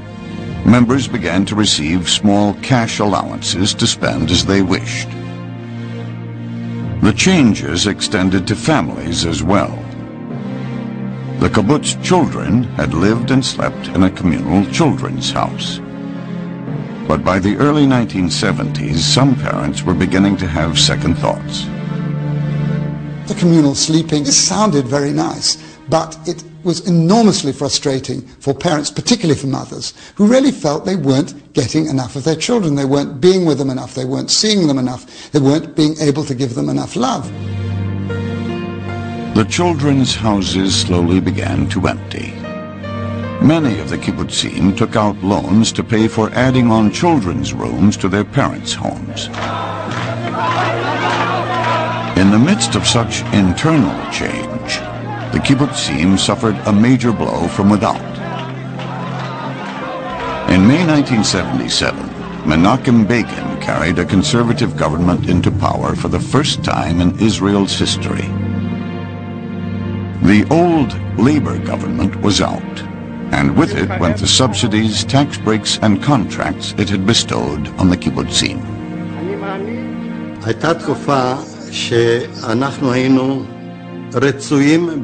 There was a time when we were wanted in Israel.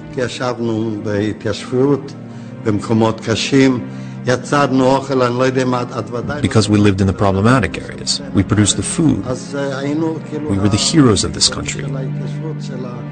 Eventually, the state let us know, hinted to us, we don't need you anymore. You are a place of residence like any other. Start being independent. The kibbutzim were still socialist communities. But practical problems were forcing more and more compromises between the ideal and reality.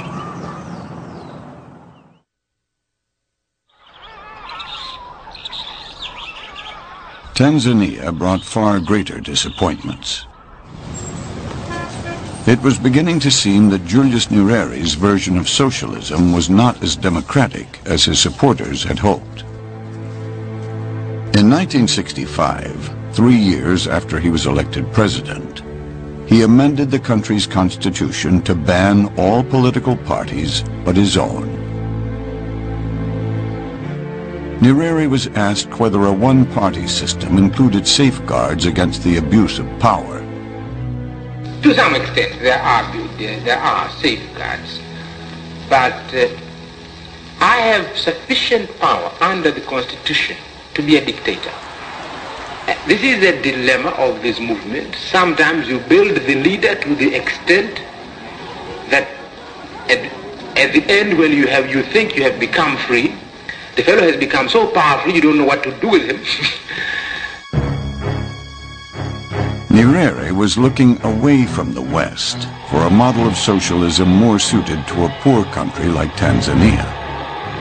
In 1965, he made his first visit to China. You see, in the year we went to China, Tanzania was in famine.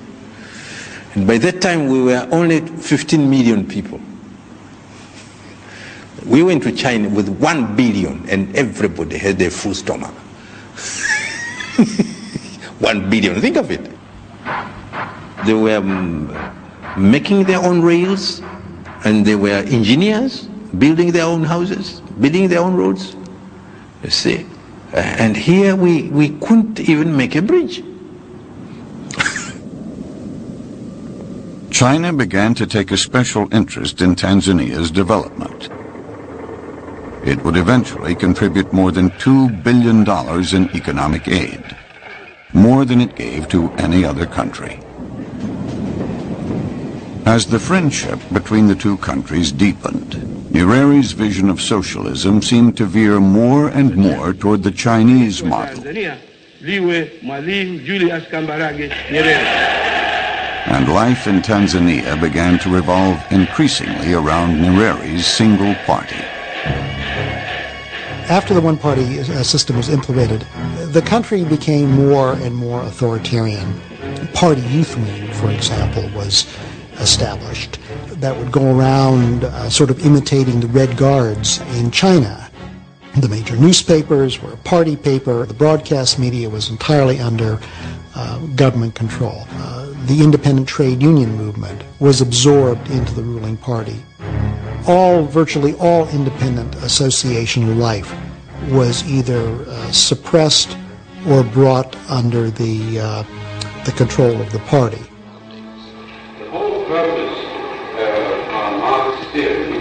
In 1967, the country began to overhaul its schools, casting off the old Western system.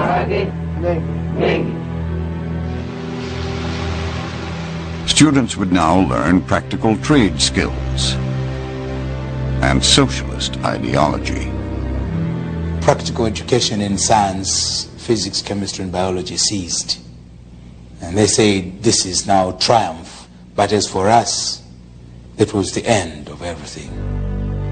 Christopher M. Tequila is the pastor of the Full Salvation Church in Dar es Salaam and the leader of a Tanzanian opposition party. He has been arrested more than 24 times for his political activity. His problems with the government began while he was in secondary school. All the teachers were from the West, and they taught us the sanctity of human life and dignity and all these things. Then all of a sudden, we were told that those people who were told to call as our brothers because they love democracy, human rights, now we should call them imperialists and all these things. I was confused. The Tanzanian people did not embrace all aspects of Nyerere's socialist experiment. As much as he urged them, they simply were not moving to the Ujamaa villages. In 1973, Nyerere lost patience. He ordered all Tanzanians to relocate to the planned villages within 3 years. There were problems from the start. During the execution of the program, there were mistakes. Sometimes a village could be taken to a place with no access of water, you see. Sometimes the people who performed the task were too brutal. At times it happened.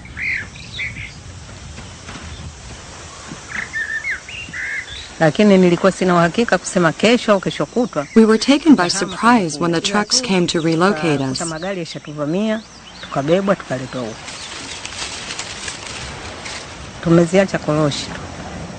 We had to leave the cashew nuts in the orchard just when they were ready for harvest. Zaituni Abbasi's village was relocated to Gezolole in 1974. Not everyone wanted to go.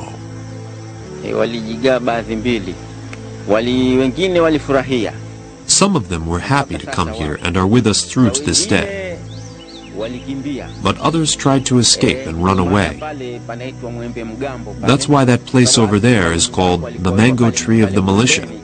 It's because the militia had to be deployed at that mango tree to keep them under control and keep them from escaping. The villages were disastrous for food production. In 1970, Tanzania had produced enough surplus corn to export more than 500,000 tons a year. Just 4 years later, the country had to import nearly as much just to feed itself. Tanzania's government-owned industries were in no better shape. Typical was the massive Morogoro shoe factory. By the early 1980s, it operated at 4% of capacity.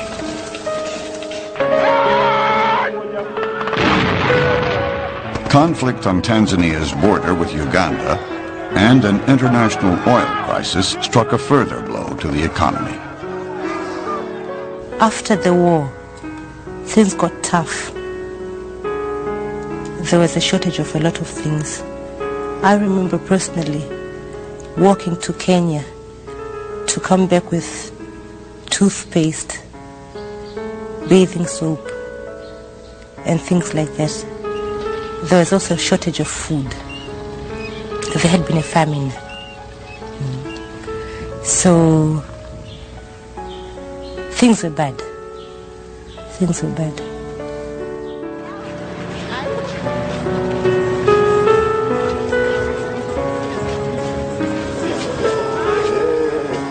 Julius Nyerere had succeeded in creating a nation. But socialism had failed to make it prosper.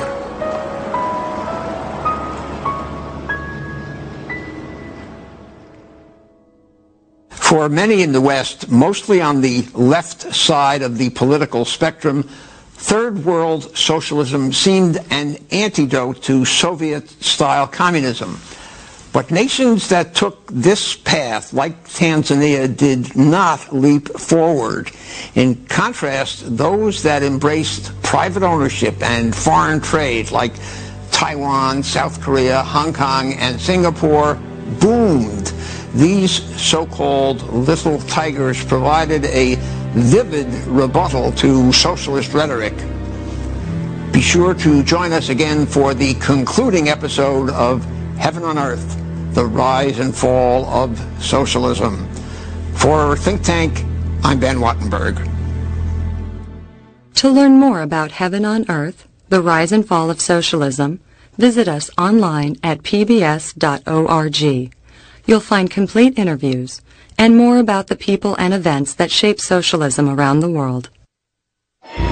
Next time, in the East, communism falls, while social democracy is reinvented in the West. What shape will socialism take in the 21st century? Find out next time on the conclusion of Heaven on Earth.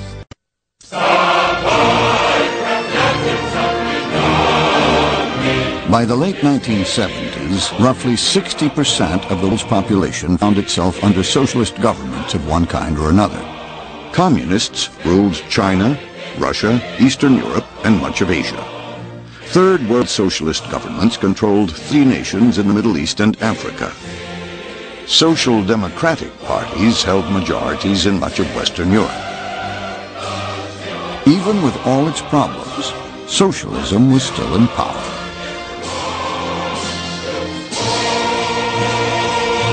Then, unexpectedly, the pendulum began to swing.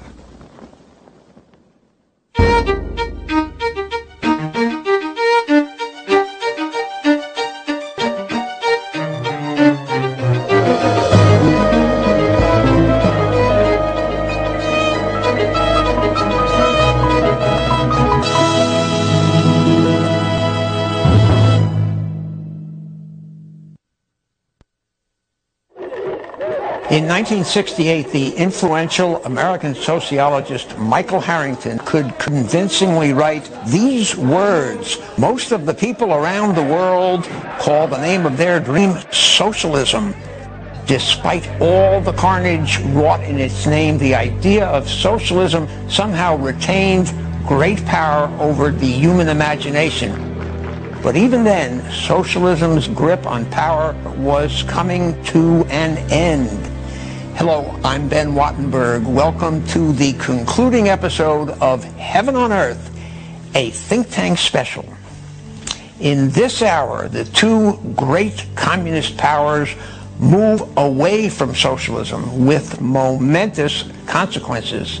In the West, in order to stay in business, democratic socialists relabel themselves the party of business. And among the kibbutzim of Israel, the socialist faithful are tested by modernity, prosperity, and generational change. We begin in China. 如果现在再不实行改革，我们的现代化事业和社会。 In December 1978, the Chinese Communist Party yielded to vision of a new leader, Deng Xiaoping.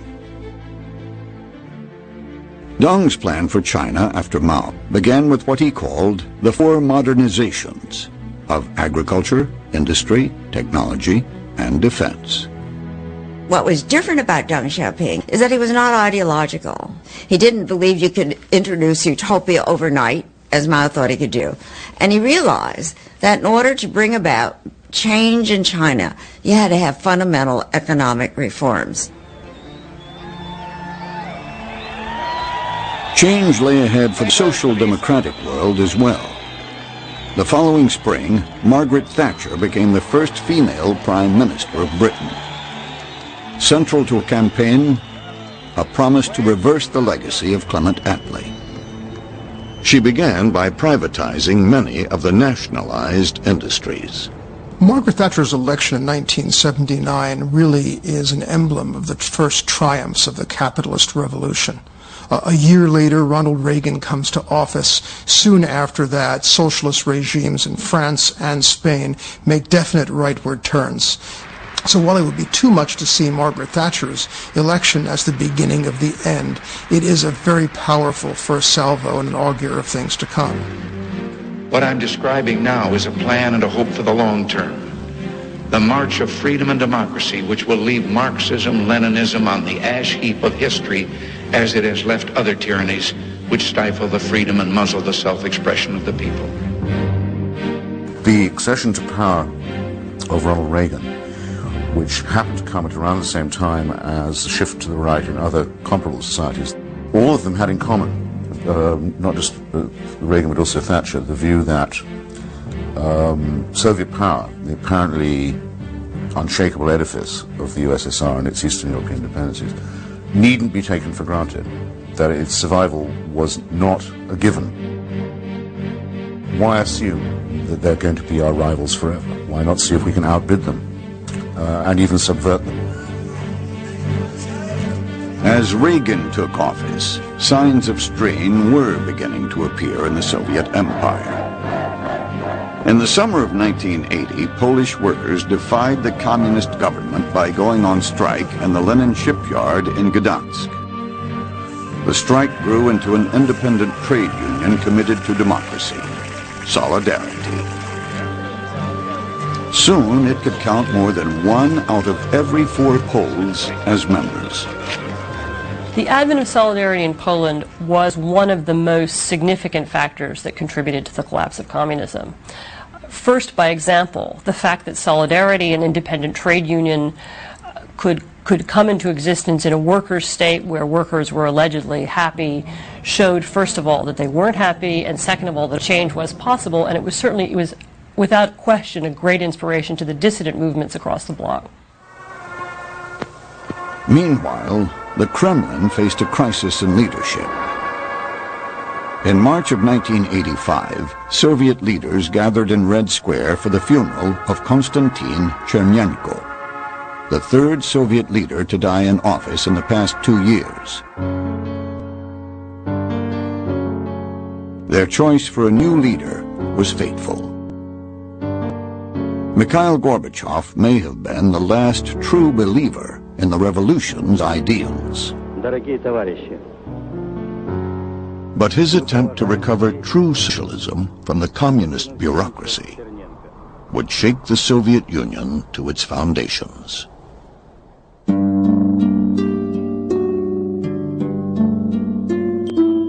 Mikhail Sergeyevich Gorbachev grew up in the 1930s. It was a period known as the Great Terror. Under the rule of Lenin's successor, Joseph Stalin, millions were arrested and often executed. Scholars say that as many as 20 million people died. Gorbachev was the grandson of a rich peasant who was arrested, deported. These were called kulaks. And in the early 1930s, the kulaks were all told to go to work on collective farms, and those who disagreed were deported, killed, sent to concentration camps. His other grandfather was arrested in the 1930s, was also in a camp. So he grew up with a very powerful sense of what had been wrong with the system, of what had really happened during Stalin's time, and this probably did have an effect on his later politics.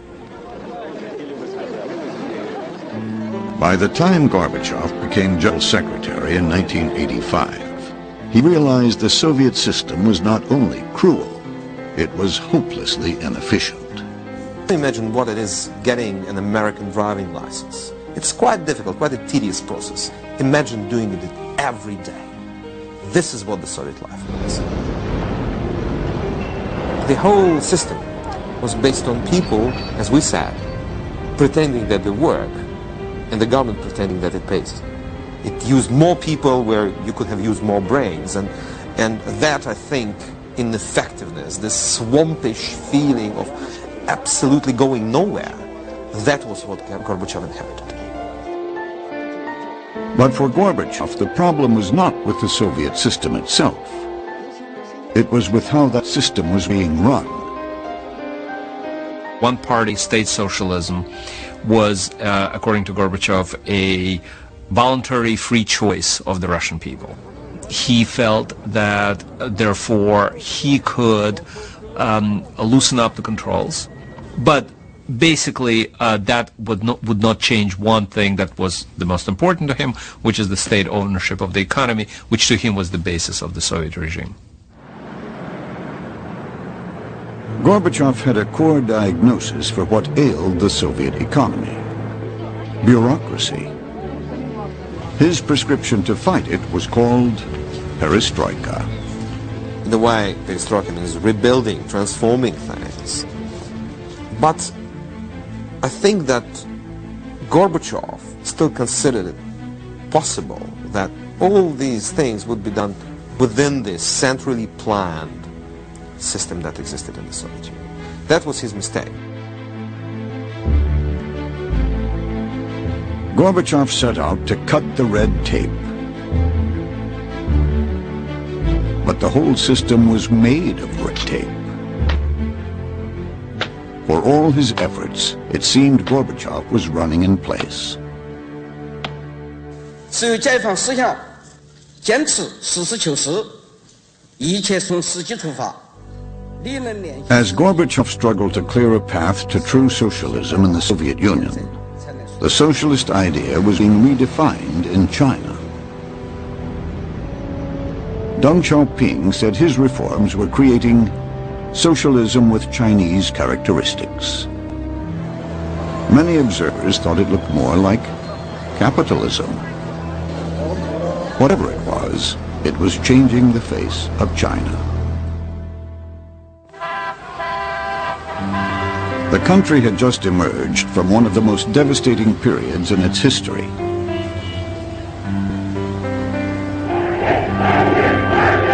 After the failure of the Great Leap Forward, Mao Zedong launched the Great Proletarian Cultural Revolution.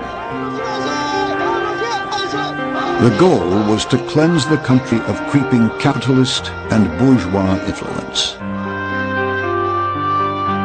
But Mao's new revolution soon veered out of control. Over the next decade, some 100 million Chinese citizens were persecuted. including Communist Party officials. What Mao did was use the young people he called the Red Guards to literally throw out the party leaders, to rebel against their teachers, rebel against anyone with any position or any seniority. And so it was led to a period of utter chaos in China, in the economy, in the political system. And it was that chaos that totally, I believe, demoralized the population, turned them away not only from Mao, but from any belief that Marxism, Leninism, or any ideology, or any ideological utopia was going to solve their problems. Deng Xiaoping had been with the communist movement from the beginning and served as one of Mao's closest advisors. But his pragmatic outlook had more than once landed him in trouble. During the Cultural Revolution, he was twice purged from power. Deng's family fared worse. The Red Guards drove his brother to suicide, and his oldest son to jump out of a window, sustaining injuries that left him a paraplegic. But Deng's fortunes would soon change. Mao's death in 1976 gave rise to a vicious power struggle, and Deng came out on top.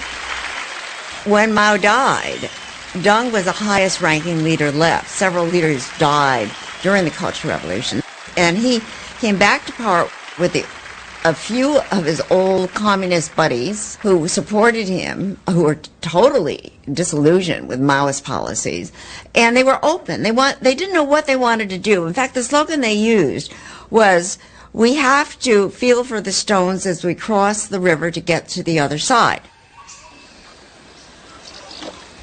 In 1978, 18 families in China's Anhui province made a secret pact.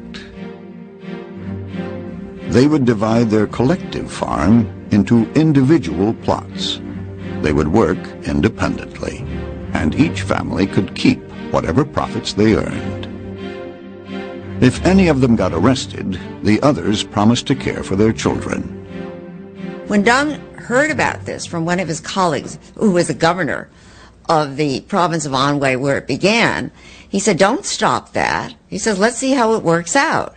And when this governor then reported that incomes were increasing and harvests were doubling, then Deng said, "Okay, this is the way to go." And so he made this a policy by the early 1980s. By 1982, this was the policy in the whole country. Every single commune was decollectivized. Deng Xiaoping had a saying that had infuriated Mao. "It doesn't matter if the cat is black or white, as long as it catches mice."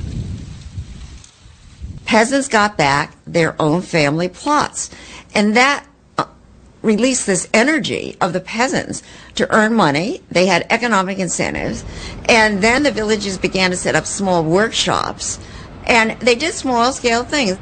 Then they began to make connections with the international markets, and they would start producing shirts or socks or textile goods. So it was a gradual process.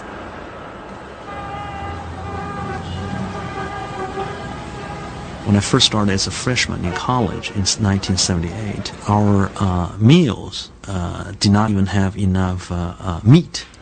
By my second year in college, things began to change dramatically. Food became abundant, a variety of vegetables, meat became available. And I feel at that time I could see the change quite dramatically unfolding. And indeed, people knew that's because of the reform. 1984 marked the 35th anniversary of the People's Republic of China. According to the World Bank, China's economic growth had now reached 10% per year. It would remain there for more than a decade. But China was still a communist country. Beneath the rising tide of economic and personal freedom, the political system remained largely unchanged. In the beginning, Deng Xiaoping thought he could have both economic reform and also political reform. But when the Solidarity movement developed in Poland, there was this great fear in the Chinese leadership that you would have a comparable development in China, a joining together of labor, of workers, and intellectuals. So he began to gradually clamp down. On May 15, 1989, the Soviet General Secretary Mikhail Gorbachev boarded a jetliner for Beijing.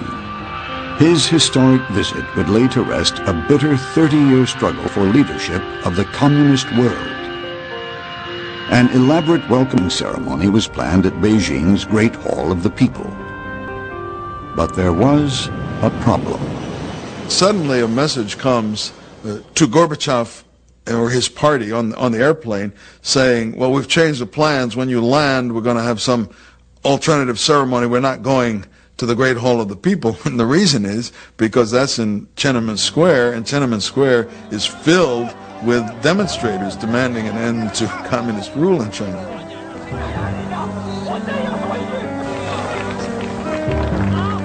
By the third day of Gorbachev's visit, 1 million people occupy the square and the surrounding area.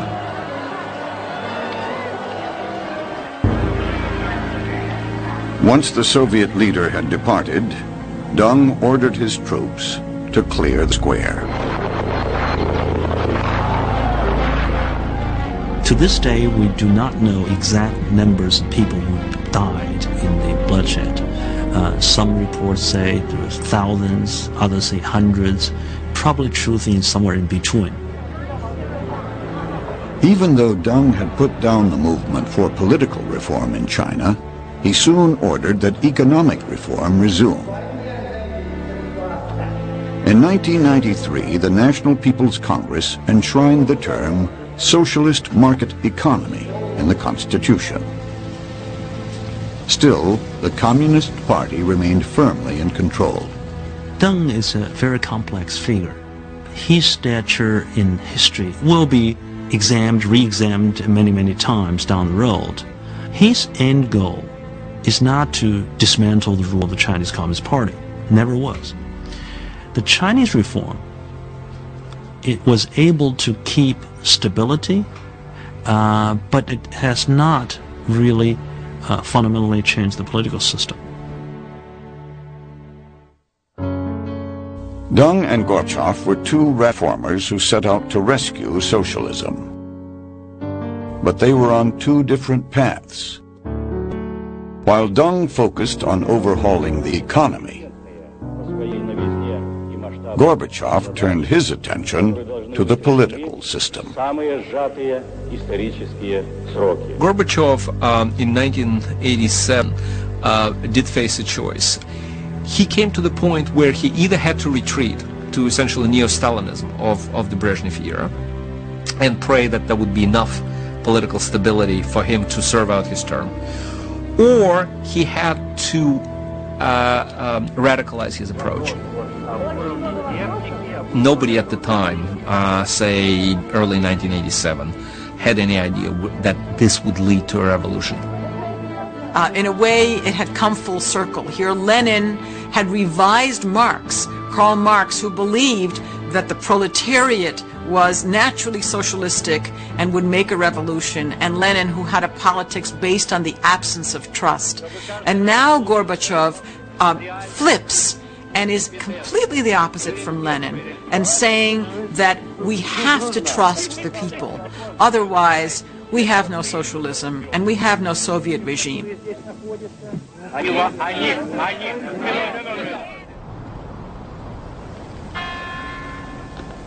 Gorbachev now spoke often about glasnost, a word that meant openness. The Soviet people were now free to talk about subjects that had long been forbidden. The nation soon found itself awash in a flood of revelations about the crimes of Joseph Stalin. But glasnost didn't stop there. Contrary to what Gorbachev expected, they quickly disposed with Stalinism. They started talking, they went back all the way to Lenin, who to Gorbachev at that time was an icon. And they quickly began to discover how unjust, how inequitable, how stupid economically the entire regime was. It was no longer Stalinism that was to blame. It's the entire system of one-party dictatorship based on the total ownership of economy by the state. Glasnost became it was a match, a burning match thrown in the pool of gasoline, and that all that's required was just giving it enough time to burn it. General Secretary Gorbachev, if you seek peace, if you seek prosperity for the Soviet Union and Eastern Europe, if you seek liberalization, come here to this gate. Mr. Gorbachev, open this gate. Under pressure from both within and without, the momentum of change accelerated. Mr. Gorbachev, tear down this wall. In March 1989, the Soviet Union held the first free parliamentary elections in its history. A lot of communist bigwigs were just sort of kicked out.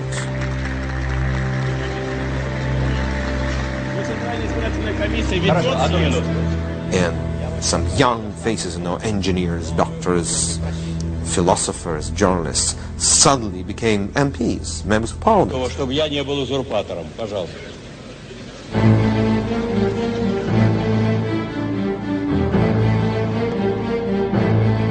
But 1989 had only gotten started. Poland was the first domino to fall. Solidarity, the independent trade union, had managed to survive underground through the 1980s. Faced with rising discontent, the Polish communists finally gave in to demands for parliamentary elections. There were free elections held, but there was a trick, which was there were certain seats that were supposed to be guaranteed for the government, which the opposition was not allowed to run against. And yet, it may be the only time in history that candidates ran unopposed and still lost. Voters simply crossed the communists' names off the ballot. Meanwhile, Solidarity had captured 99 out of 100 seats in the new Senate. All the while, Moscow stood by in silence. The Polish events had a huge effect on the Soviet Union. To see people like us doing something completely different, just standing up and opposing, that was something people couldn't believe. We couldn't believe it was happening on our doorstep. And in this respect, the victory of Solidarity-led coalition in parliamentary elections in June 1989 was something that started the final stage of the collapse of what was called the Eastern Bloc. Next year, the Warsaw Pact was gone. Magyar Köztársaság!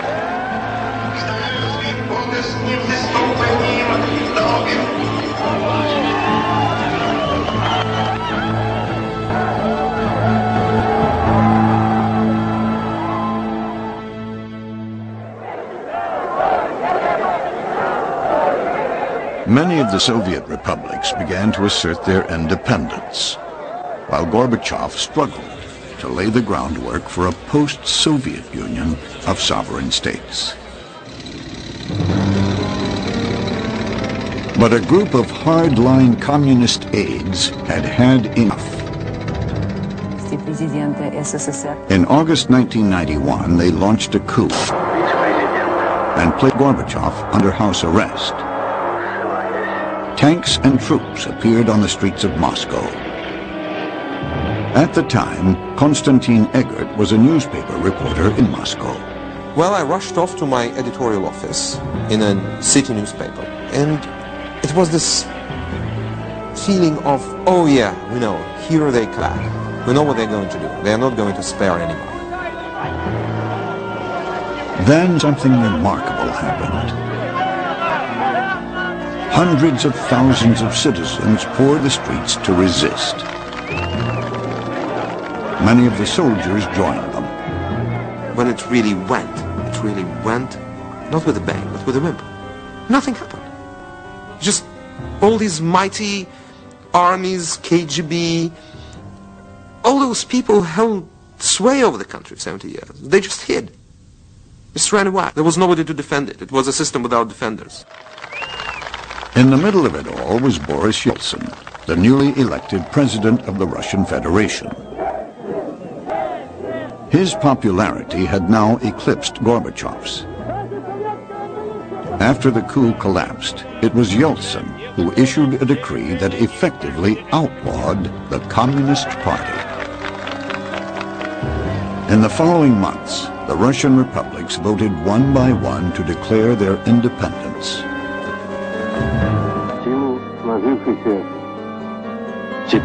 On Christmas Day, 1991, Mikhail Gorbachev resigned as leader of the disintegrating Soviet Union.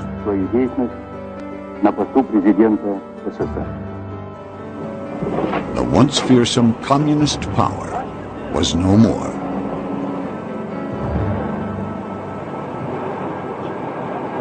When I think about the fate of socialism, and when I think about the fate of socialism in other countries where it still supposedly exists, for example, China, I always remember this 1980s experience in Russia. You go to a small corner, very quiet, and whisper there, freedom. And suddenly it echoes all over the place, freedom, freedom, freedom, and you can't stop it. It's like an avalanche. That's my impression of this era. With the fall of the Soviet Union, the era of totalitarian socialism effectively came to a close. But did the collapse of communism mean the end of socialism? The fall of communism at the end of the 1980s, celebrated at the time as a great victory for the right and for capitalism and for a defeat for socialism, actually, I believe, for socialism in the West, was a huge liberating moment. Because from that time, you were free of that contamination. You were free of that guilt by association. You had to be taken on your own terms. And that deprived the right of a major chunk of its armory. Social democratic parties were making a comeback across Europe. By the late 1990s, they governed 12 of the 15 states in the European Union. But many of these parties looked less and less like the socialists of the past. I do hereby declare that Anthony Charles Linton Blair has been duly The most elected daring revisionist was Britain Tony Blair, who led the Labour Party to victory in 1997 with a landslide vote. The party, as Blair recreated it, is a far cry from the party of Attlee. We always said that if we had the courage to change, then we could do it, and we did it. What we wanted more than anything else was to be back in government, and it seemed that Tony Blair would do that by making what amounted to a clean start. Many Labour Party people did not realise how much of social democracy he intended to abandon.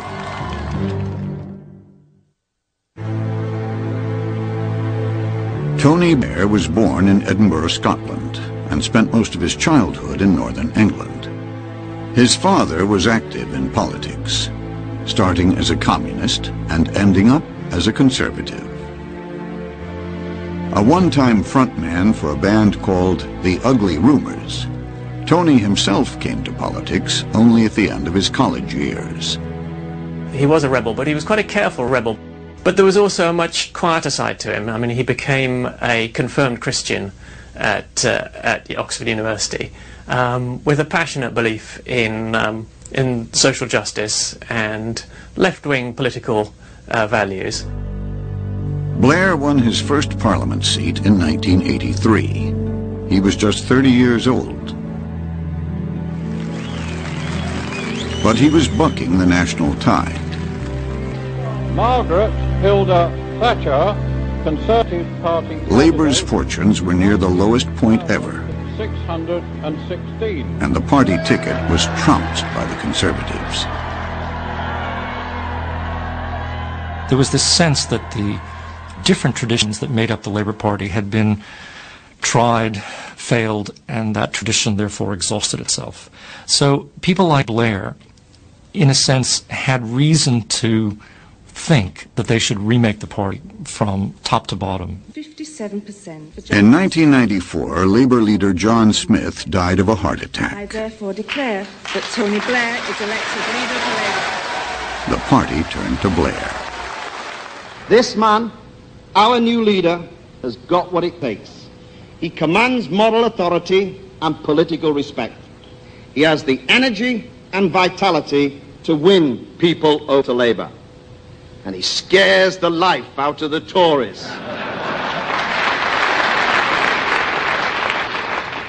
And me.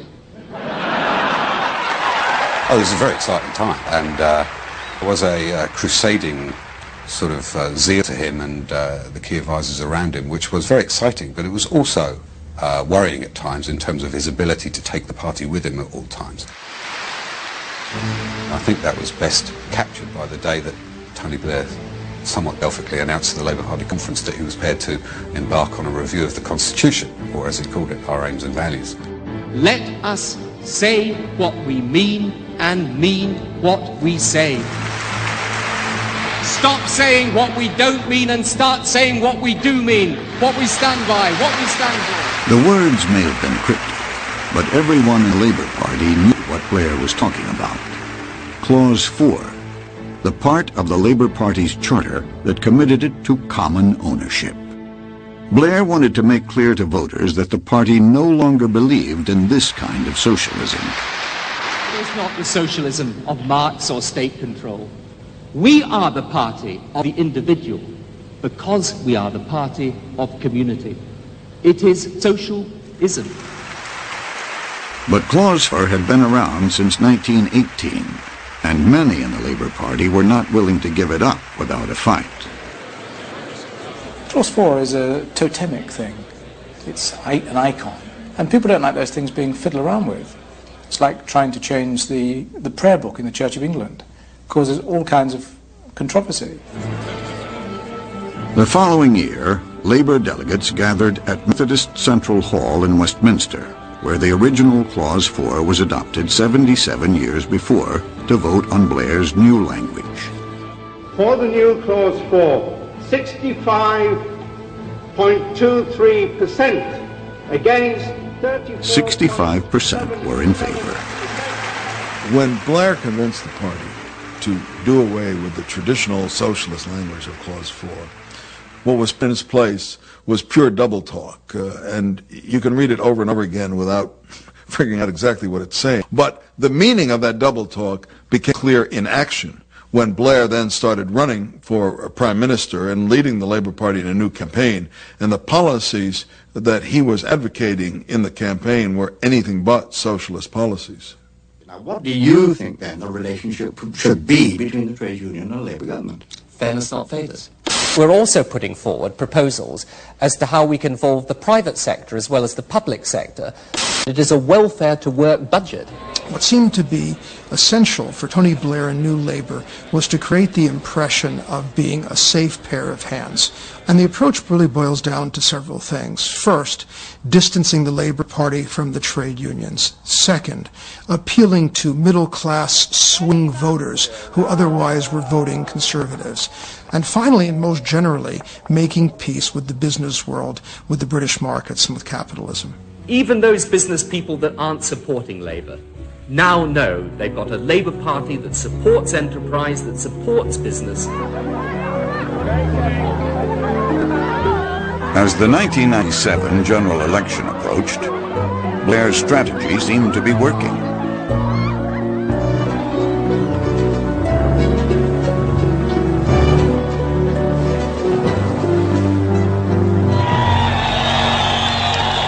By the evening of May the 2nd, 1997, the votes had been counted. Labour rolled to its largest win ever, even topping Attlee's record victory in 1945. All over this country, there were people that were crying out for a sensible, mainstream, moderate alternative to the Conservative Party. Today, enough of talking. It is time now to do. Thank you. Blair easily won re-election in 2001. But his policies led many to wonder whether the Labour Party was still a socialist party. Yeah, the Labour Party is a socialist party. The only problem is these days we're not so sure what socialism is. It's a socialist party in the sense that it stands for a conception of society and community and people owing obligations to each other, and stands for what I said was that core belief about giving everybody in society access to things that that society can offer. That, I think, is the core idea. And I think if you look at many of the programs that we're engaged in, you can still define them by that core idea. The Prime Minister would say that New Labour was a redefinition of socialism. I believe it's a rejection of socialism. I believe that many things in the Labour Party's policy needed to change to meet the demands of the modern world, but I thought we ought to hold tight to our basic principles and see how those basic principles could be applied in the modern world. The Prime Minister's abandoned the basic principles. Socialist or not, Blair's approach was catching on. Eventually, as many as 14 social democratic heads of state from Europe, South Africa, and New Zealand embraced similar policies. As they talked about the importance of inclusion and a social safety net, they increasingly acknowledged the necessity for capitalism.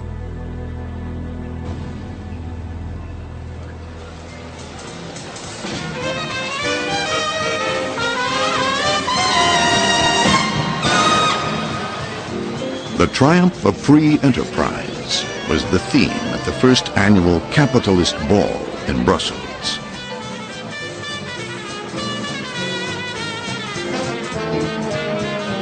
Revelers from around the world gathered on the floor of the Belgian Stock Exchange to celebrate capitalism.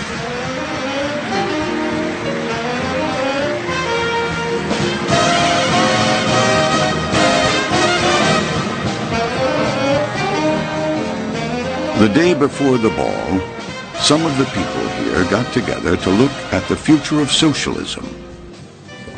Ladies and gentlemen, comrades. Oh no, sorry, you're the wrong audience for that. The conclusion was anything but an obituary. Socialism will not die, but it will surely change into something else. And I would argue that today socialism, after the failed experiment of the Soviet Union, has gone back to some of its 9th century features as an anti-establishment. I don't believe that socialism is dead, because I don't believe that the impulse which drives people towards the left, the desire to control, meddle and interfere in other people's lives, can ever die.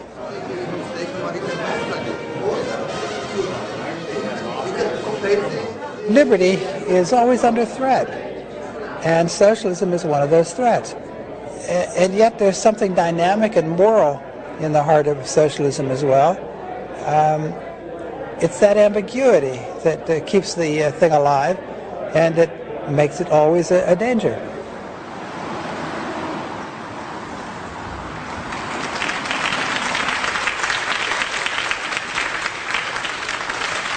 At the 21st Annual Socialist Scholars Conference in New York City, a very different view prevailed. We think that the break of the Soviet Union and the fall of the wall affected all the left. Social Democrats, because they lose some reference to build some model of regulation. You don't go from what you've got to what you desire like that. You have to win a series of changes.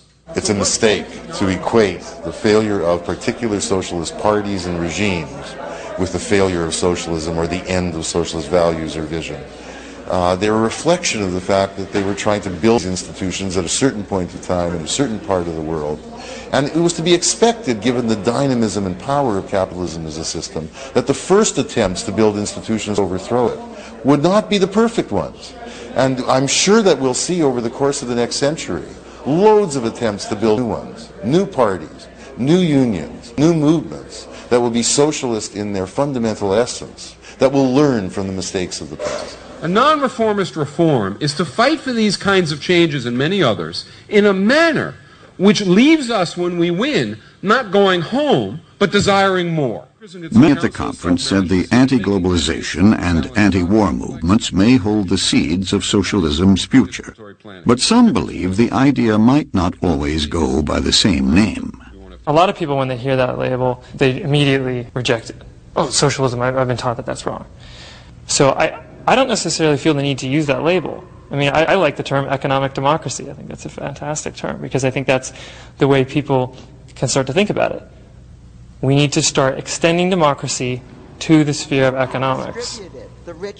Here and elsewhere, there seem to be no shortage of arguments that socialist ideas can still play a vital role in politics. If you look at what some of the market ideologues were saying at the time that the wall came down at the end of the 1980s, and their victory dances were so exaggerated that they were very much, seemed to me, like the Marxists of old, who thought they had sort of cracked the secret of history.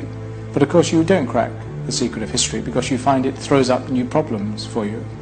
The market won in that sense, insofar as there was no organized alternative to it. It hadn't won in the sense that the choice had not been removed as to whether you want a market economy or whether you want to extend that into a market society.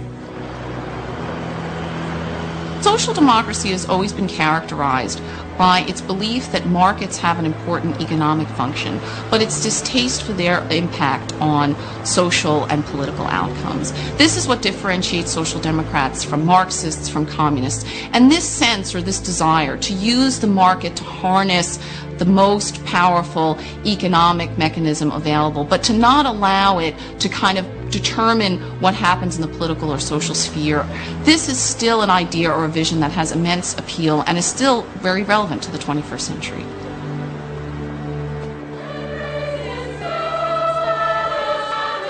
The new century begins. Social democratic parties govern most of Europe. But the policies they offer bear little resemblance to the heady dreams of their socialist forebears. Amid electoral politics, the quest to remake human nature and create a heaven on earth has all but been abandoned. It turns out that social democracy or democratic socialism is a contradiction in terms. In many cases, socialist parties have gotten it into power, like Mitterrand France, like Attlee in England, like German social democrats, and set about trying to march step by step to socialism. In every single case, after a certain number of years, they've reversed course. For all the socialist parties we've had in scores of countries around the world, there's not been one case in which a free electorate has wanted to continue a march all the way to socialism. They've always taken a few steps that way and then wanted to pull back.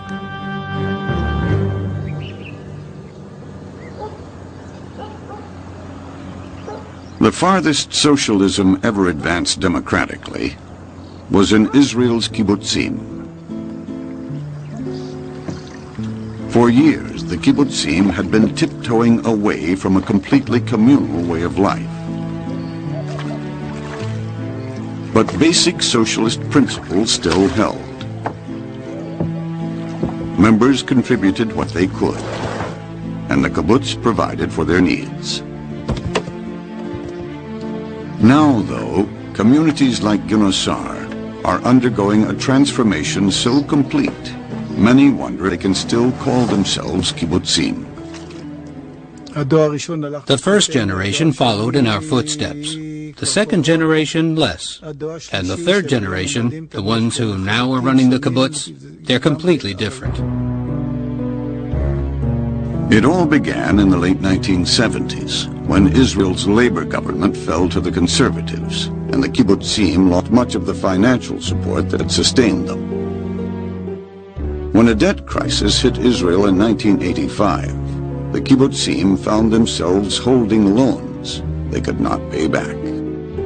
Until 1985, the kibbutz member could always say to himself, well, there are problems, we're not so sure about whether our way of life is better than the way the rest of the world lives, but it works. After this, after the economic crisis hit, they couldn't say that anymore. By the late 1970s and early 1980s, the The first children born on the kibbutzim had grown up and had children and grandchildren of their own. Now that the urgent task of building a nation had passed, the younger generations were becoming disillusioned with life on the kibbutz. The kibbutzniks shared with other socialists the idea that people were a product of their socialization, and that if you brought people up in a system of complete justice, you could create a new man, that is, someone who was devoid of selfish individualism and who would really think and live for the welfare of the group as a whole. And it turns out to be exactly the opposite. The kibbutz children grew up into intelligent, enterprising, hard-working, constructive individuals, but they did not grow up as socialists. We lived a very austere life, the most one could, and this didn't appeal to the children. As long as they lived within the warm confines of the kibbutz, they didn't see what went on outside. The moment they saw there was something completely different, in the army and elsewhere, that's when the problem started with people leaving.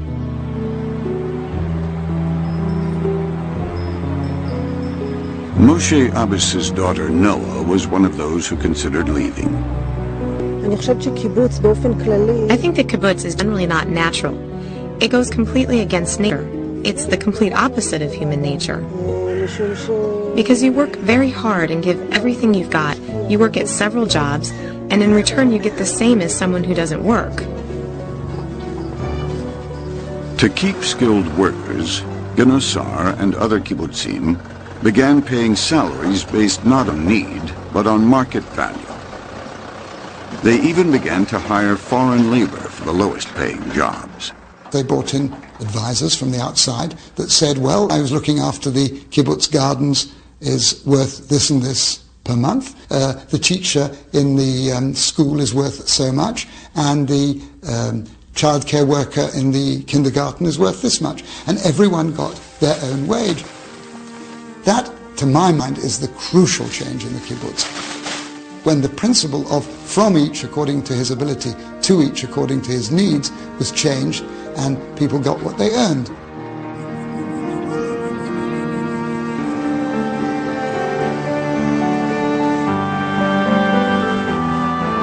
Today, Genosar has joined most of the rest of the world in embracing capitalism.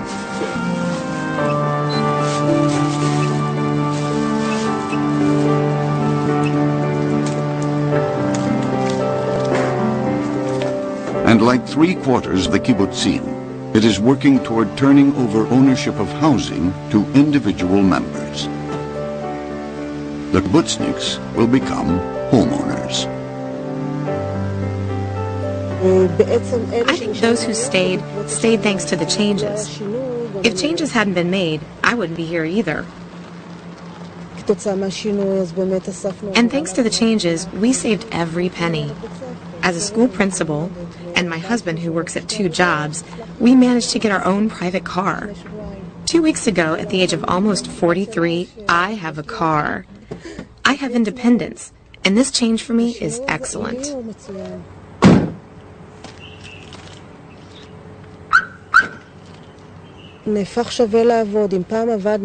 It became worthwhile to work. In the past, we used to work because of values, and now there are new values. The supreme value, we are ordinary human beings after all, is money, and quality of living, and the promise to our children that they will get something.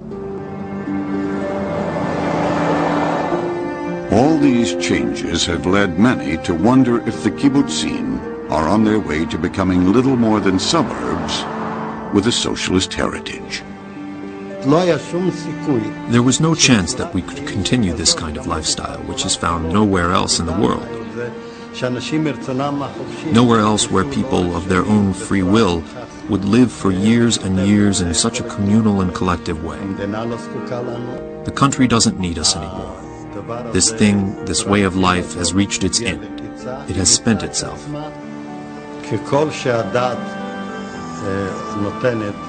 As far as reason goes, the kibbutz must come to an end.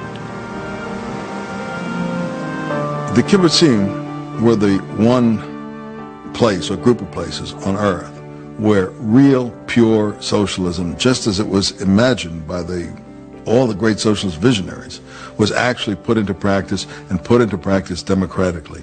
And the ironic ending was that the same people, after a certain number of years, democratically voted to turn away from socialism and to put the kibbutz in some other basis. And I think that that constitutes the final proof that socialism, except coerced as in China or Russia, but socialism as a voluntary way for societies to live is simply an impossibility, that people ultimately won't be satisfied living that way.